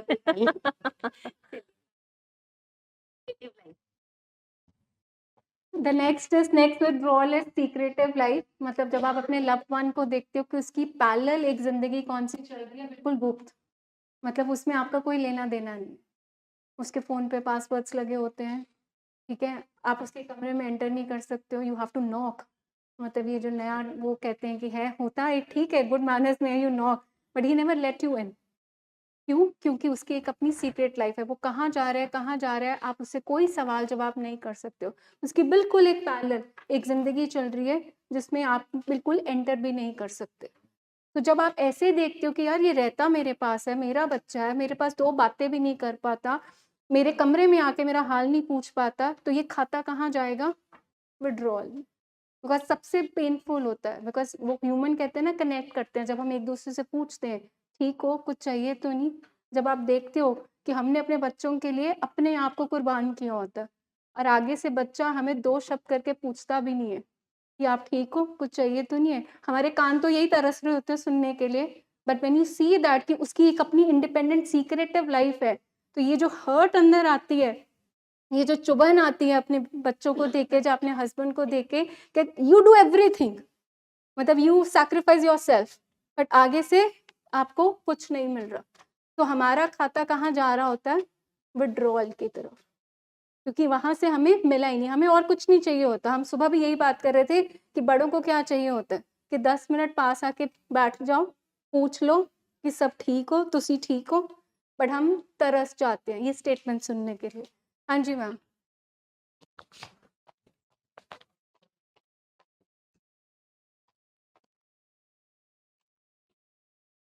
ਹਾਂਜੀ, ਮੈਨੂੰ ਸਭ ਤੋਂ ਪਹਿਲਾਂ ਜਦੋਂ ਮੇਰਾ ਬੇਟਾ ਮਤਲਬ ਮੇਰਾ ਆਪਰੇਸ਼ਨ ਹੋਇਆ ਤੇ ਮੈਨੂੰ ਪਹਿਲੀ ਵਾਰ ਪਤਾ ਲੱਗਿਆ ਕਿ ਮੇਰਾ ਬੱਚਾ ਮੇਰੇ ਤੋਂ ਦੂਰ ਜਾ ਰਿਹਾ ਹੈ। ਕਿਉਂਕਿ ਜਦੋਂ ਮੈਂ ਆਪਰੇਸ਼ਨ ਬੈੱਡ ਤੇ ਸੀ ਤੇ ਮੇਰੇ ਤੋਂ ਨੀਚੇ ਵੀ ਨਹੀਂ ਸੀ ਉਤਰਿਆ ਜਾ ਰਿਹਾ ਤੇ ਮੇਰੇ ਕੋਲ ਨਰਸ ਨਹੀਂ ਸੀ ਕੋਈ। ਇਹਦੇ ਪਾਪਾ ਮਤਲਬ ਇਹਨੂੰ ਬਿਠਾ ਗਏ ਮੇਰੇ ਕੋਲ ਕਿ ਤੂੰ ਮੰਮਾ ਦਾ ਧਿਆਨ ਰੱਖੀ। ਉਹ ਖਾਣਾ ਲੈਣ ਗਏ ਸੀ ਤੇ ਮੇਰਾ ਬੇਟਾ ਮਤਲਬ ਮੈਨੂੰ ਛੱਡ ਕੇ ਉਹਦੇ ਕਿਸੇ ਫਰੈਂਡ ਦਾ ਫੋਨ ਆਇਆ, ਉਹ ਚਲੇ ਗਿਆ ਤੇ ਉਸ ਟਾਈਮ ਮੈਨੂੰ ਡਾਕਟਰਸ ਨੇ ਕਿਹਾ ਸੀ ਕਿ ਅਗਰ ਤੁਹਾਨੂੰ ਕੋਈ ਖਾਂਸੀ ਆਉਂਦੀ ਹੈ ਤਾਂ ਤੁਸੀਂ ਮਤਲਬ ਪੇਟ ਦਾ ਜ਼ੋਰ ਨਹੀਂ ਲਗਾਉਣਾ ਕਿ ਸਟਿਚਸ ਦੁਬਾਰਾ ਖੁੱਲ ਸਕਦੇ ਆ। ਤੇ ਮੈਂ ਇੰਨੀ ਜ਼ਿਆਦਾ ਔਖੀ ਹੋਈ, ਨਾ ਤੇ ਮੈਂ ਨੀਚੇ ਉਤਰ ਸਕਦੀ ਸੀ, ਨਾ ਮੇਰਾ ਫੋਨ ਮੇਰੇ ਕੋਲ ਸੀ ਤੇ ਨਾ ਹੀ ਮਤਲਬ ਬੇਟੇ ਨੂੰ ਬਿਠਾ ਕੇ ਗਏ ਕਿ ਤੂੰ ਮੰਮਾ ਨੂੰ ਕੋਈ ਧਿਆਨ ਲੋੜ ਰੱਖੋ। ਹੋਈ ਚੀਜ਼ ਦੀ ਤੂੰ ਲੈ, ਤੇ ਨਾ ਹੀ ਉਹ ਮੇਰੇ ਕੋਲ। ਤੇ ਮੈਨੂੰ ਮਤਲਬ ਉਹ ਆਏ ਤੇ ਡੈਡੀ ਆਏ, ਮੈਂ ਕਿਹਾ ਵੀ ਮੇਰਾ ਮਤਲਬ ਮੈਂ ਰੋ ਪਈ ਉਹਨਾਂ ਕੋਲ। ਮੈਂ ਕਿਹਾ ਵੀ ਤੁਸੀਂ ਮੈਨੂੰ ਕੱਲਾ ਛੱਡ ਗਏ ਕਿ ਮੈਨੂੰ ਇੰਨੀ ਨਾ ਤਾਂ ਮੈਂ ਕਿਹਾ ਖਾਂਸੀ ਆ ਰਹੀ ਸੀ, ਮੈਂ ਕਰ ਨਹੀਂ ਸੀ ਪਾ ਰਹੀ ਕਿ ਮੈਂ ਆਪਣਾ ਜ਼ੋਰ ਦਮ ਨਾ ਘੁੱਟ ਰਿਹਾ ਲੱਗੇ ਸੀ। ਮੇਰੇ। ਇਹ ਕਹਿੰਦੇ ਕਿ ਮੈਂ ਗੈਰੀ ਨੂੰ ਤੁਹਾਡੇ ਕੋਲ ਬਿਠਾ ਕੇ ਗਿਆ ਸੀ। ਮੈਂ ਕਿਹਾ ਉਹ ਤਾਂ ਮੇਰੇ ਕੋਲ ਹੈ ਹੀ ਨਹੀਂ ਸੀ। ਜਦੋਂ ਉਹ ਆਇਆ ਤਾਂ ਉਹ ਪੁੱਛਣ ਲੱਗੇ ਕਿ ਤੂੰ ਮੰਮਾ ਕੋਲ ਨਹੀਂ ਸੀ, ਤੇ ਉਹਨੇ ਉਹ ਅੱਗੋਂ ਬੋਲਿਆ, ਕਹਿੰਦਾ ਕਿਉਂ ਤੁਸੀਂ ਡਰਾਮੇ ਕਰੀ ਜਾ ਰਹੇ ਹੋ, ਕਹਿੰਦਾ ਕਿੱਡੀ ਕੁ ਗੱਲ ਹੋਈ, ਹੈਗੇ ਉਹ ਤੁਹਾਨੂੰ ਕੁਝ ਹੋਇਆ ਤਾਂ ਨਹੀਂ। ਤੇ ਉਸ ਟਾਈਮ ਮਤਲਬ ਮੈਨੂੰ ਮਤਲਬ ਇੱਕ ਇਹ ਸੀ, ਜਿਵੇਂ ਕਹਿੰਦੇ ਆ ਕਿ ਮਰਨ ਨੂੰ ਜਗ੍ਹਾ ਨਹੀਂ ਸੀ ਲੱਭ ਰਹੀ, ਕਿ ਜਿਹੜੇ ਬੱਚੇ ਨੂੰ ਮੈਨੇ ਮਤਲਬ ਪਾਲਿਆ ਹੈ ਨਾ, ਇੰਨੇ ਦੁੱਖ ਇੰਨੇ ਅਸੀਂ ਦੁੱਖ ਗਏ ਝੱਲੇ, ਹਾਂਜੀ, ਕਿ ਉਹ ਬੱਚਾ ਮੈਨੂੰ ਕਹਿ ਰਿਹਾ ਕਿ ਹੈਗੇ ਹੋ ਹਜੇ, ਤੁਹਾਨੂੰ ਕੁਝ ਹੋਇਆ ਤਾਂ ਨਹੀਂ। ਕਿ ਜਿਹੜਾ ਤੁਹਾਨੂੰ ਉਸ ਬੱਚੇ ਨੇ ਉਸ ਦਿਨ ਸਟੇਟਮੈਂਟ ਦਿੱਤੀ, ਉਹ ਕਿੰਨੇ ਸਟੇਟਮੈਂਟ ਦਿੱਤੀ ਸੀ? ਉਸ ਦੀ ਬਿਮਾਰੀ ਨੇ। ਉਸ ਦੀ ਤੇ ਬਿਮਾਰੀ। ਉਦੋਂ ਹੀ ਮੈਂ ਫਿਰ ਇਹਨਾਂ ਨੂੰ ਕਿਹਾ, ਮੈਂ ਕਿਹਾ ਵੀ ਇਹ ਜ਼ਿਆਦਾ ਬਾਹਰ ਕਿਉਂ ਰਹਿੰਦਾ ਹੈ, ਕਿ ਇਹਨੂੰ ਹੁਣ ਚਾਹੀਦਾ ਕਿ ਮੰਮਾ ਘਰ ਮੰਮਾ ਦੀ ਧਿਆਨ ਰੱਖਣਾ, ਕਿ ਡੈਡੀ ਨੂੰ ਹੋਰ ਕੰਮ ਔਰ ਹੁੰਦੇ ਨੇ। ਜਦ ਤੱਕ ਤੁਹਾਨੂੰ ਨਹੀਂ ਸੀ ਪਤਾ ਹੈ ਐਡਿਕਸ਼ਨ ਤੇ, ਨਹੀਂ ਮੈਮ। ਫਿਰ ਇਹ ਸਾਡੇ ਸਾਈਨ ਐਂਡ ਸਿੰਪਟਮਸ ਹੀ ਹੈ ਨਾ, ਇਹ ਸਾਡੀ ਜਿਹੜੀ ਇਹ ਉਹਦਾ ਵਿਡਰਾਲ ਸਟੇਟ ਹੋ ਗਈ ਨਾ, ਉਹਨੂੰ ਇਮੋਸ਼ਨਲ ਤੁਹਾਡੇ ਨਾਲ ਕੋਈ ਉਦਾਂ ਤਾਂ ਬੌਂਡਿੰਗ ਨਹੀਂ ਹਾਂਜੀ, ਨਜ਼ਰ ਆਈ ਉਸ ਵੇਲੇ। ਉਦਾਂ ਕਦੀ ਮਤਲਬ ਨੋਟ ਨਹੀਂ ਸੀ ਕੀਤਾ, ਨਾਰਮਲ ਸਿਚੁਏਸ਼ਨਸ ਹੁੰਦੀਆਂ ਸੀ।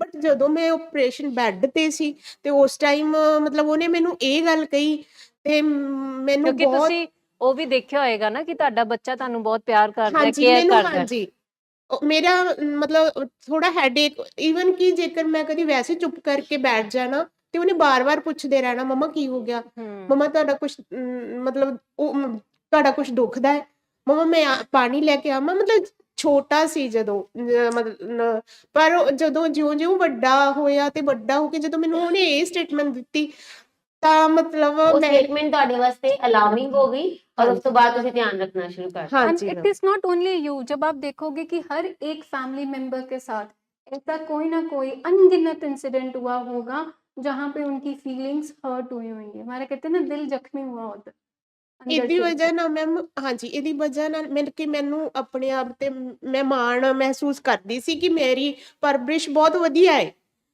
ਤੇ ਉਸ ਦੀ ਵਜ੍ਹਾ ਨਾਲ ਮੈਂ ਸ਼ਾਇਦ ਪਹਿਲਾਂ ਵੀ ਤੁਹਾਨੂੰ ਕਿਹਾ ਸੀ ਕਿ ਮੈਨੂੰ ਮੇਰੇ ਫੈਮਿਲੀ ਦੇ ਵਿੱਚੋਂ ਹੀ ਕਿਹਾ ਗਿਆ ਕਿ ਤੈਨੂੰ ਤੇਰੇ ਕੋਲ ਇੱਕ ਬੱਚਾ ਸੀ, ਤੇਰੇ ਤੋਂ ਉਹੀ ਨਹੀਂ ਸੰਭਾਲਿਆ ਗਿਆ ਤੇ ਉਹਨੂੰ ਤੂੰ ਚੰਗੀ ਪਰਵਰਿਸ਼ ਹੀ ਨਹੀਂ ਦੇ ਸਕੀ। ਤੇ ਉਹ ਚੀਜ਼ ਮਤਲਬ ਅੱਜ ਵੀ ਇੱਕ ਜਿਵੇਂ ਕਿਸੇ ये जो सेल्फ डाउट, ये जो क्रिटिकल स्टेटमेंट्स हम अपने आप देते हैं, यही तो रीजन बनता है फिर टॉक्सिक शेम का। ये हमारा अपना जो खाता हमारे साथ अपना एक इमोशंस का होता है, इसका मतलब वो भी तो विड्रॉल में जा रहा है, जहाँ पे मैं अपने आप को क्वेश्चन कर रही हूँ, मैं हाँ जी। अपनी पेरेंटिंग को क्वेश्चन कर रही हूँ, मैं अपने आप पे डाउट कर रही हूँ। ਹਾਂਜੀ लोग जब हमें ताने मारते हैं, ठीक है, कि इक्को बच्चा नहीं सामभ्या गया, तो ਹਾਂਜੀ ठीक है, तो मेरा अपना जो इमोशनल बैंक अकाउंट खुद के साथ है, वो भी तो नेगेटिव में जा रहा है। ਹਾਂਜੀ ਮੈਨੂੰ ਖੁਦ ਹੀ ਮਤਲਬ ਕਿ ਮੈਂ ਸੋਚਦੀ ਰਹਿੰਦੀ ਸੀ ਕਿ ਕਿੱਥੇ ਮੇਰੇ ਤੋਂ ਗਲਤੀ ਹੋ ਗਈ।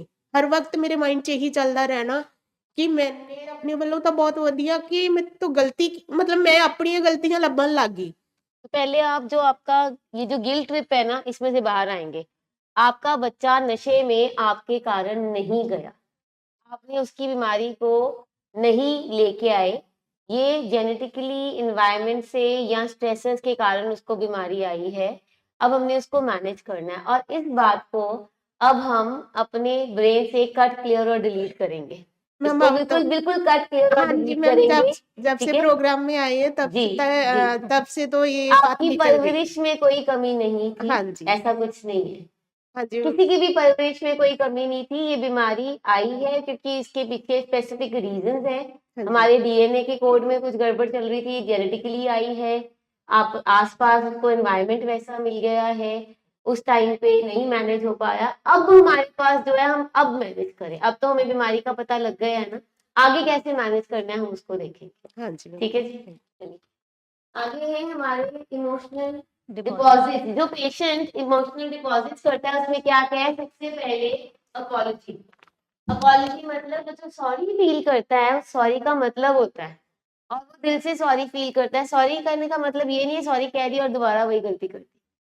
सॉरी फील करके वो उस सॉरी पे अपने आप को वहां पे ही रखता है और आगे से जाके वो गलतियां नहीं करता। दिस इज कि जब वो अपॉलजी वाली साइड पे आ गया, अच्छा मुझसे गलती हो गई, एंड ये नहीं होता कि उसने कह दिया कि आगे से नहीं होगी और आगे से फिर से दोबारा कर देगा। ही लर्न्स कहीं ना कहीं। और वो जो लर्न कैसे करता है, न्यू हैबिट्स, न्यू स्किल सीख के। ये जो हम यहाँ पे 100 डेज का प्रोग्राम करते हैं उसमें हम बताते हैं कि तुमने क्या करना है। किसी भी नई हैबिट को डेवलप होने में 21 डेज लगते हैं। अगर आपने अलार्म लगाया है, आपको जल्दी उठना है कहीं जाने के लिए, अब तो वो आप लगातार 21 दिन अलार्म लगाते हैं, 22वें दिन अपने आप नींद खुल जानी है, अलार्म की जरूरत नहीं पड़नी। इन द सेम वे 21 के बाद हम 40 डेज वही काम करेंगे तो हमारा पॉजिटिवली वही काम बेटर होना शुरू हो जाएगा। फिर 90 डेज एंड 100 डेज में तो और बेटर हो जाता है। अब हमारे पास जब पेशेंट आते हैं ना, पहले दिन बिल्कुल ब्लॉक्ड होते हैं, बिल्कुल उन्होंने अपने आप को ब्लॉक किया होता है। जो करना है कर लो, जिद्दा करना है कर लो, छड़ के चल गए, सुट के चल गए, मैं तो नहीं ठीक होना, मैं ना मानू वाली स्थिति में होते हैं वो। लेकिन धीरे धीरे धीरे धीरे जब वो यहाँ बैठते हैं, सेशन अटेंड करते हैं, तो उनमें चेंज आना शुरू हो जाता है। और वो जो चेंजेस होते हैं, जो माइक्रो चेंजेस होते हैं, वो फिर उनको समझ आती है कि मैंने कहाँ कहाँ गुड फीलिंग्स दी थी, कहाँ कहाँ बैड फीलिंग्स दी थी, मैंने अब अमेंडमेंट्स क्या करनी है अपने रिश्ते में। तो जब अपॉलजी करते हैं, ये हमारा डिपॉजिट है। So the next deposit is keeping promises, following through on commitments. So shift तभी आएगा, बीमारी से हम रिकवरी की जर्नी में जाएंगे। रिकवरी कहाँ से होगी, जब हम अपने आप को सरेंडर करेंगे towards a programme, some principles और सम स्ट्रक्चर। जब वो स्ट्रक्चर, जब आप किसी को प्रिंसिपल्स को, किसी मूल को अपना आधार बनाते हो, तो ही आप अपने प्रोमिसेस कीप कर पाओगे। और ये चेंज तब होगा when the person is into the recovery programme. क्योंकि विड्रॉल तो पता है, जब बीमारी में इलाज कराते कराते अब जो वो प्रोग्राम कर रहा है, तो प्रोग्राम कहाँ फोकस कर रहा है, उसकी थिंकिंग पे, उसके बिहेवियर पे और उसकी फीलिंग्स पे। तो इसका मतलब वो कहाँ सोचेगा कि मैं दूसरों की फीलिंग्स को भी अंडरस्टैंड करना सीखूं। अब वो डिपॉजिट कैसे करेगा कि जो वो कह रहा है उसको वो फॉलो भी करे। अकाउंटेबिलिटी का मतलब, या रिस्पॉन्सिबिलिटी का मतलब क्या है कि मैं जवाबदेही दूंगा। अकाउंटेबिलिटी, रिस्पॉन्सिबिलिटी कि मेरी जो जिम्मेवारियां हैं उसको मैं उठाऊंगा, और उसमें क्या है कि जो मैं बोल रहा हूँ उनको मैं फॉलो भी करूंगा। जो अगर मैंने कमिट किया है कि सुबह ये काम करूंगा, तो मैं उसको फॉलो करूंगा। पर ये शिफ्ट तब होगा जब रिकवरी का प्रोग्राम उसके अंदर जाएगा, प्रोग्राम में वो डूबेगा। अदरवाइज तो खाता विड्रॉल में ही जाएगा।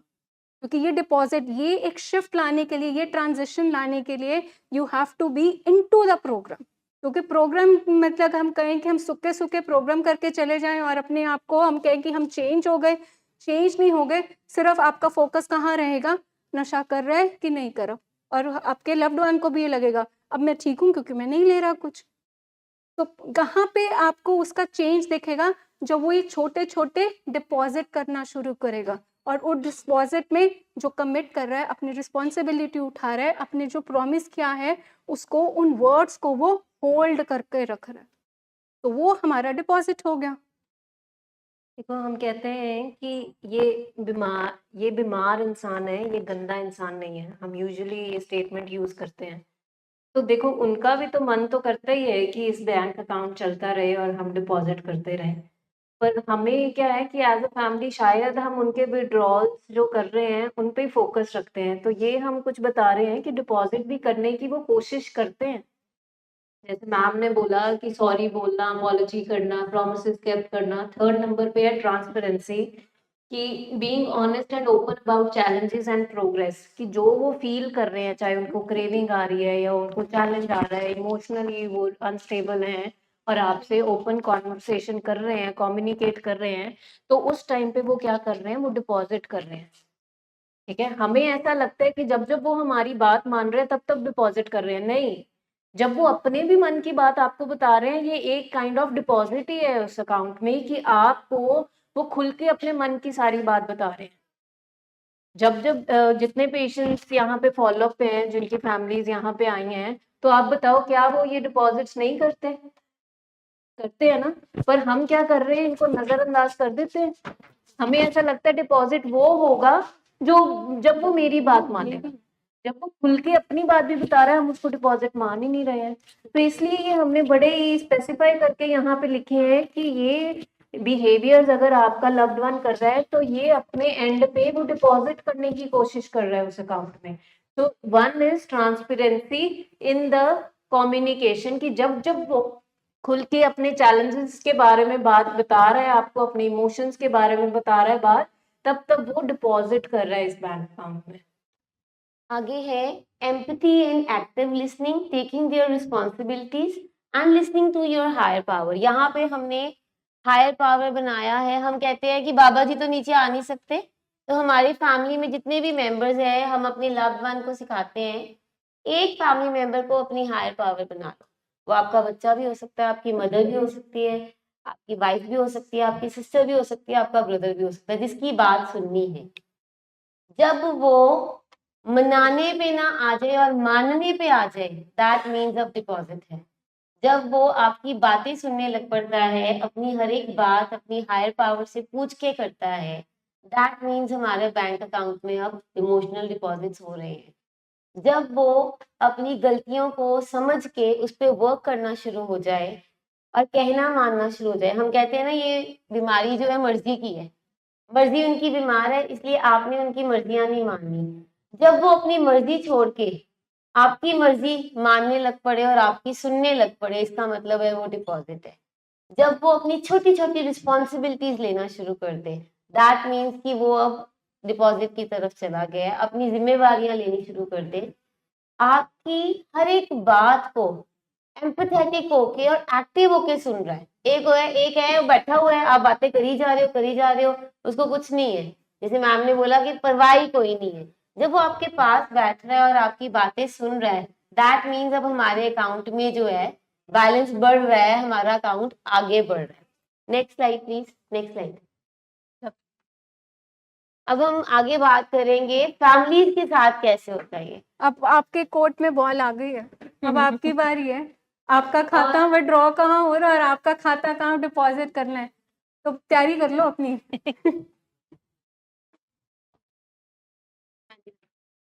तो वी स्टार्ट विद हमारा इमोशनल विड्रॉल कब होता है, ठीक है?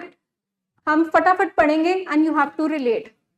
इमोशनल विड्रॉल जब हम क्रिटिसाइज करते हैं कि वे बैठे हैं, तू एक ही कीता, मतलब ए नहीं ठीक, ओ नहीं ठीक, तेरे कारण सब कुछ होया, दैट इज ब्लेम और गिविंग जजमेंट। फलाने दा बच्चा कितने पहुंच गया, तू साडा नाम खराब करता है, तू पैदा ही ना होंदा। ये करते हैं, हमने किया है, तो दैट मीन्स ये हमारा इमोशनली विड्रॉल वाला खाता प्लस हुआ।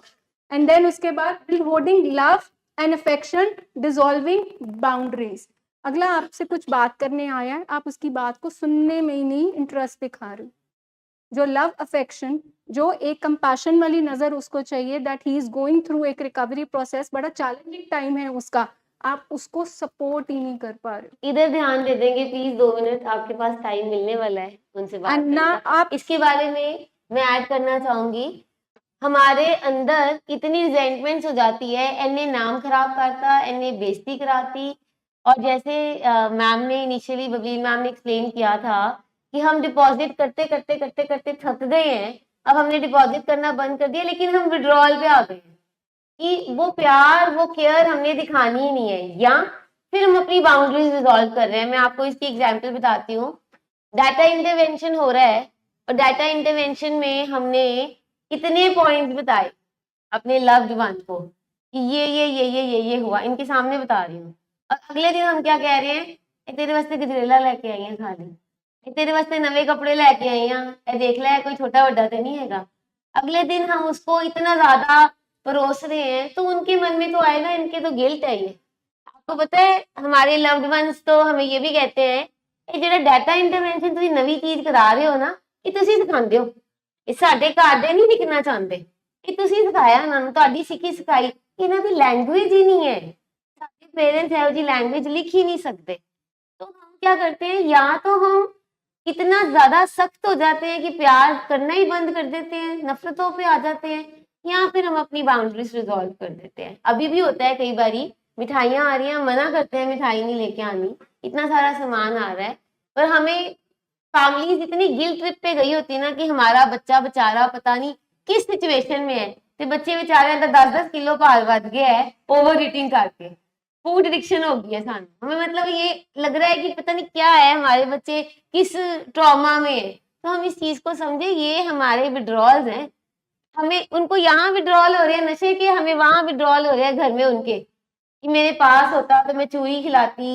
साग में घी डाल के, मक्की की रोटी, मौसम ऐसा है, साग में गुड़ खिलाती, ये हमें भी विड्रॉल्स आ रहे हैं, और ये जो हमारा बिहेवियर है, ये हमारा विड्रॉल वाला बिहेवियर है, जो कि हमने नहीं करना। तो नेक्स्ट जो हम विड्रॉल करते हैं इस बैंक अकाउंट में वो है शटिंग डाउन कम्युनिकेशन, बिल्कुल चुप्पी, ठीक है, जैसे वो कहते हैं स्टोन वॉलिंग, हमने चुप्पी, हम कौन सा ट्रीटमेंट दे रहे हैं, साइलेंट ट्रीटमेंट, कि मैं तुम्हारी बात से मुझे असर्टिव टॉक तो करनी आती नहीं है, ठीक है, कि मैं कैसे एड्रेस करूं इशू को, कोई बात इन्होंने विड्रॉल किया या इन्होंने कोई ऐसा बिहेवियर दिखाया तो मैं कौन सा ट्रीटमेंट दे रही हूँ, साइलेंट ट्रीटमेंट, दरवाजे बज रहे हैं, बर्तन बज रहे हैं, बट मैं नहीं बोलूंगी, मैंने बिल्कुल ही अपनी शट डाउन कर ली है कम्युनिकेशन की, ना मैंने बताना है कि मुझे दुख हुआ है, ना ही मैंने आपको बोलना है कि अब सुधरो, जो मर्जी करो, सो मैं साइलेंट ट्रीटमेंट पे आ गई हूँ, ये हमारा क्या है, विड्रॉल है इस बैंक अकाउंट से। आगे आगे हमारा है इनेबलिंग बिहेवियर या प्रोवोकिंग बिहेवियर, वही या तो हम बेइज्जती प्रोग्राम पे आ जाते हैं, गालियां निकालने लग पड़ते हैं, अब देखो 1 साल बाद भी इनेबलिंग प्रोवोकिंग बिहेवियर आ रहे हैं, ये क्यों भाई, ट्रीटमेंट में है पेशेंट, ट्रीटमेंट चल रहा है, हमने इतना कुछ सीख लिया है, हमें ये भी पता है कि इनेबलिंग क्या होती है, प्रोवोकिंग क्या होती है, 1-1.5 साल बाद फिर हमसे क्यों हो जाते हैं, फिर क्यों करना शुरू हो जाते हैं कि तूने ये किया, मैं ये करके बताते, तूने ऐसे किया, तूने वैसे किया, या फिर हम वही बात कि तू बता 3 महीने ला लै, कोई नहीं, गड्डी तेरी तैयार है, पूरा शोरूम तो आई के आई जो तू बाहर आना है, ऐसे बिहेवियर नहीं करेंगे हम, ऐसी कमिटमेंट्स नहीं करेंगे कभी भी, ऐसी कमिटमेंट्स तो हमारी फिर वो विड्रॉल्स हो रहे हैं, डिपॉजिट तो कुछ हो ही नहीं रहा, नुकसान हो रहा है हमारा। Now coming to the deposit of the families. So number 1 is positive reinforcement, acknowledging and appreciating the addicts recovery efforts. So हम हमेशा कहते हैं उनके छोटे छोटे जो आपको चेंजेस दिख रहे हैं उनको अप्रिशिएट करो, उनके पीछे एक बकअप, हाँ कर सकते हो, मैं तुम्हारे साथ हूँ, मुश्किल टाइम है बट हम साथ हैं, ये जब आप स्टेटमेंट्स देते हो ये पॉजिटिवली उनको रीइंफोर्स करते हैं। जब आपको किसी से सपोर्ट मिलती है, जब आपको लगता है कि हाँ मेरे साथ कोई है, तो ये चीज़ आपको क्या है, आपका इमोशनली खाते में डिपॉजिट, आपको लगता है आप अकेले नहीं हो इस जर्नी में, तो आप जब आपको लगता है एक के साथ एक है तो 2 की एनर्जी अपने आप उसका हौसला बढ़ा देती है। The second is setting boundaries with love, जब हमने देखा कि बाउंड्री बिल्कुल डिसॉल्व कर दी, हम ओवरडू कर रहे हैं उनके लिए, दैट इज कि लाइक हमारी क्या हो गया, खाता विड्रॉ की तरफ जा रहा है। Setting boundary, saying no, tough love, कि जो डिसीजन है, मैं तुम्हें हर चीज में सपोर्ट नहीं कर सकती बट हाँ किस में सपोर्ट कर सकती हूँ, तुम्हारे ट्रीटमेंट में, क्या ये स्टेटमेंट दे सकते हैं आप, ये है जिसको हम कहते हैं कि इमोशनली हम कह रहे हैं खाते में डिपॉजिट, मैं सब कुछ करने के लिए तैयार हूँ अगर तुम अपने ट्रीटमेंट को सीरियसली उसमें अपने आप को डालते हो, इनरोल करते हो। सो दिस इज, ये वाले जब हमारे अंदर स्टेटमेंट्स निकलते हैं तो दैट मीन्स हम लॉन्ग रन में किसको सपोर्ट कर रहे हैं, अपने लव्ड वन की रिकवरी को, क्योंकि शायद इनेबल में आप जुगाड़ तो अभी टाइमिंग कर लें बट लॉन्ग टर्म में आप उस बच्चे का या उस रिश्ते का नुकसान करेंगे। So boundary, what is acceptable, what is not acceptable, क्या सही है क्या गलत है, ये बहुत क्लियर होना चाहिए।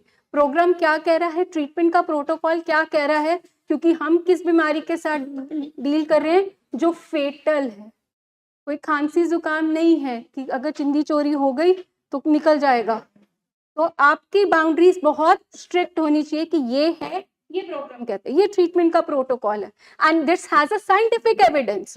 क्यों रिस्ट्रिक्शंस लगी हैं, क्यों आपके लिए अभी दूसरा सब्स्टिट्यूट मना किया गया है, तो दिस इज आपका इमोशनली डिपॉजिट वाला खाता।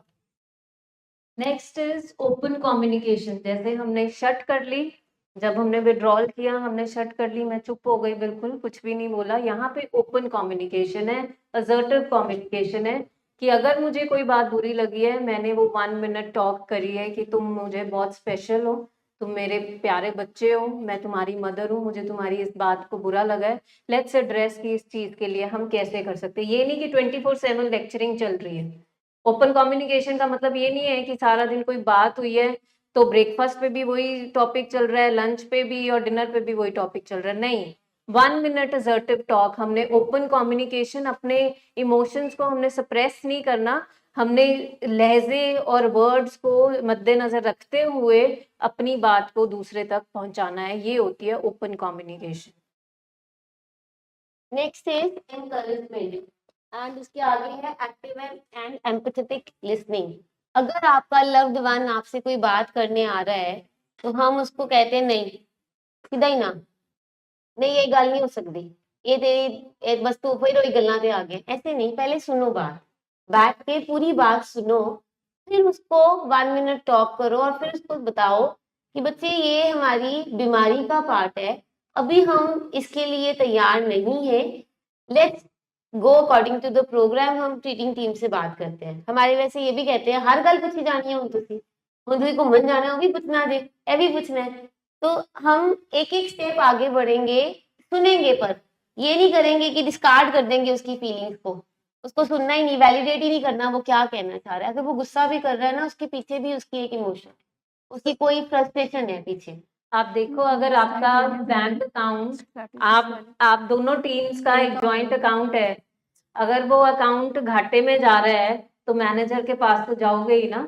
तो हम आपके वो अकाउंट के मैनेजर हैं, इमोशनल बैंक अकाउंट के मैनेजर हैं आपके थेरेपिस्ट, क्योंकि यहाँ तक आने आने वो बैंक तरफ से तो हो गई थी, आप लोग अग्री करते हो है ना। तो आज से हमारा मेरे ख्याल नया नाम रख देते हैं हम, manager bank emotional account manager bank है। मैनेजर, इमोशनल अकाउंट मैनेजर है जो आपको बताएंगे कि ये जो आपका खाता खाली हो गया उसको वापस कैसे भरना है और किस तरीके से हम उसको भर सकते हैं।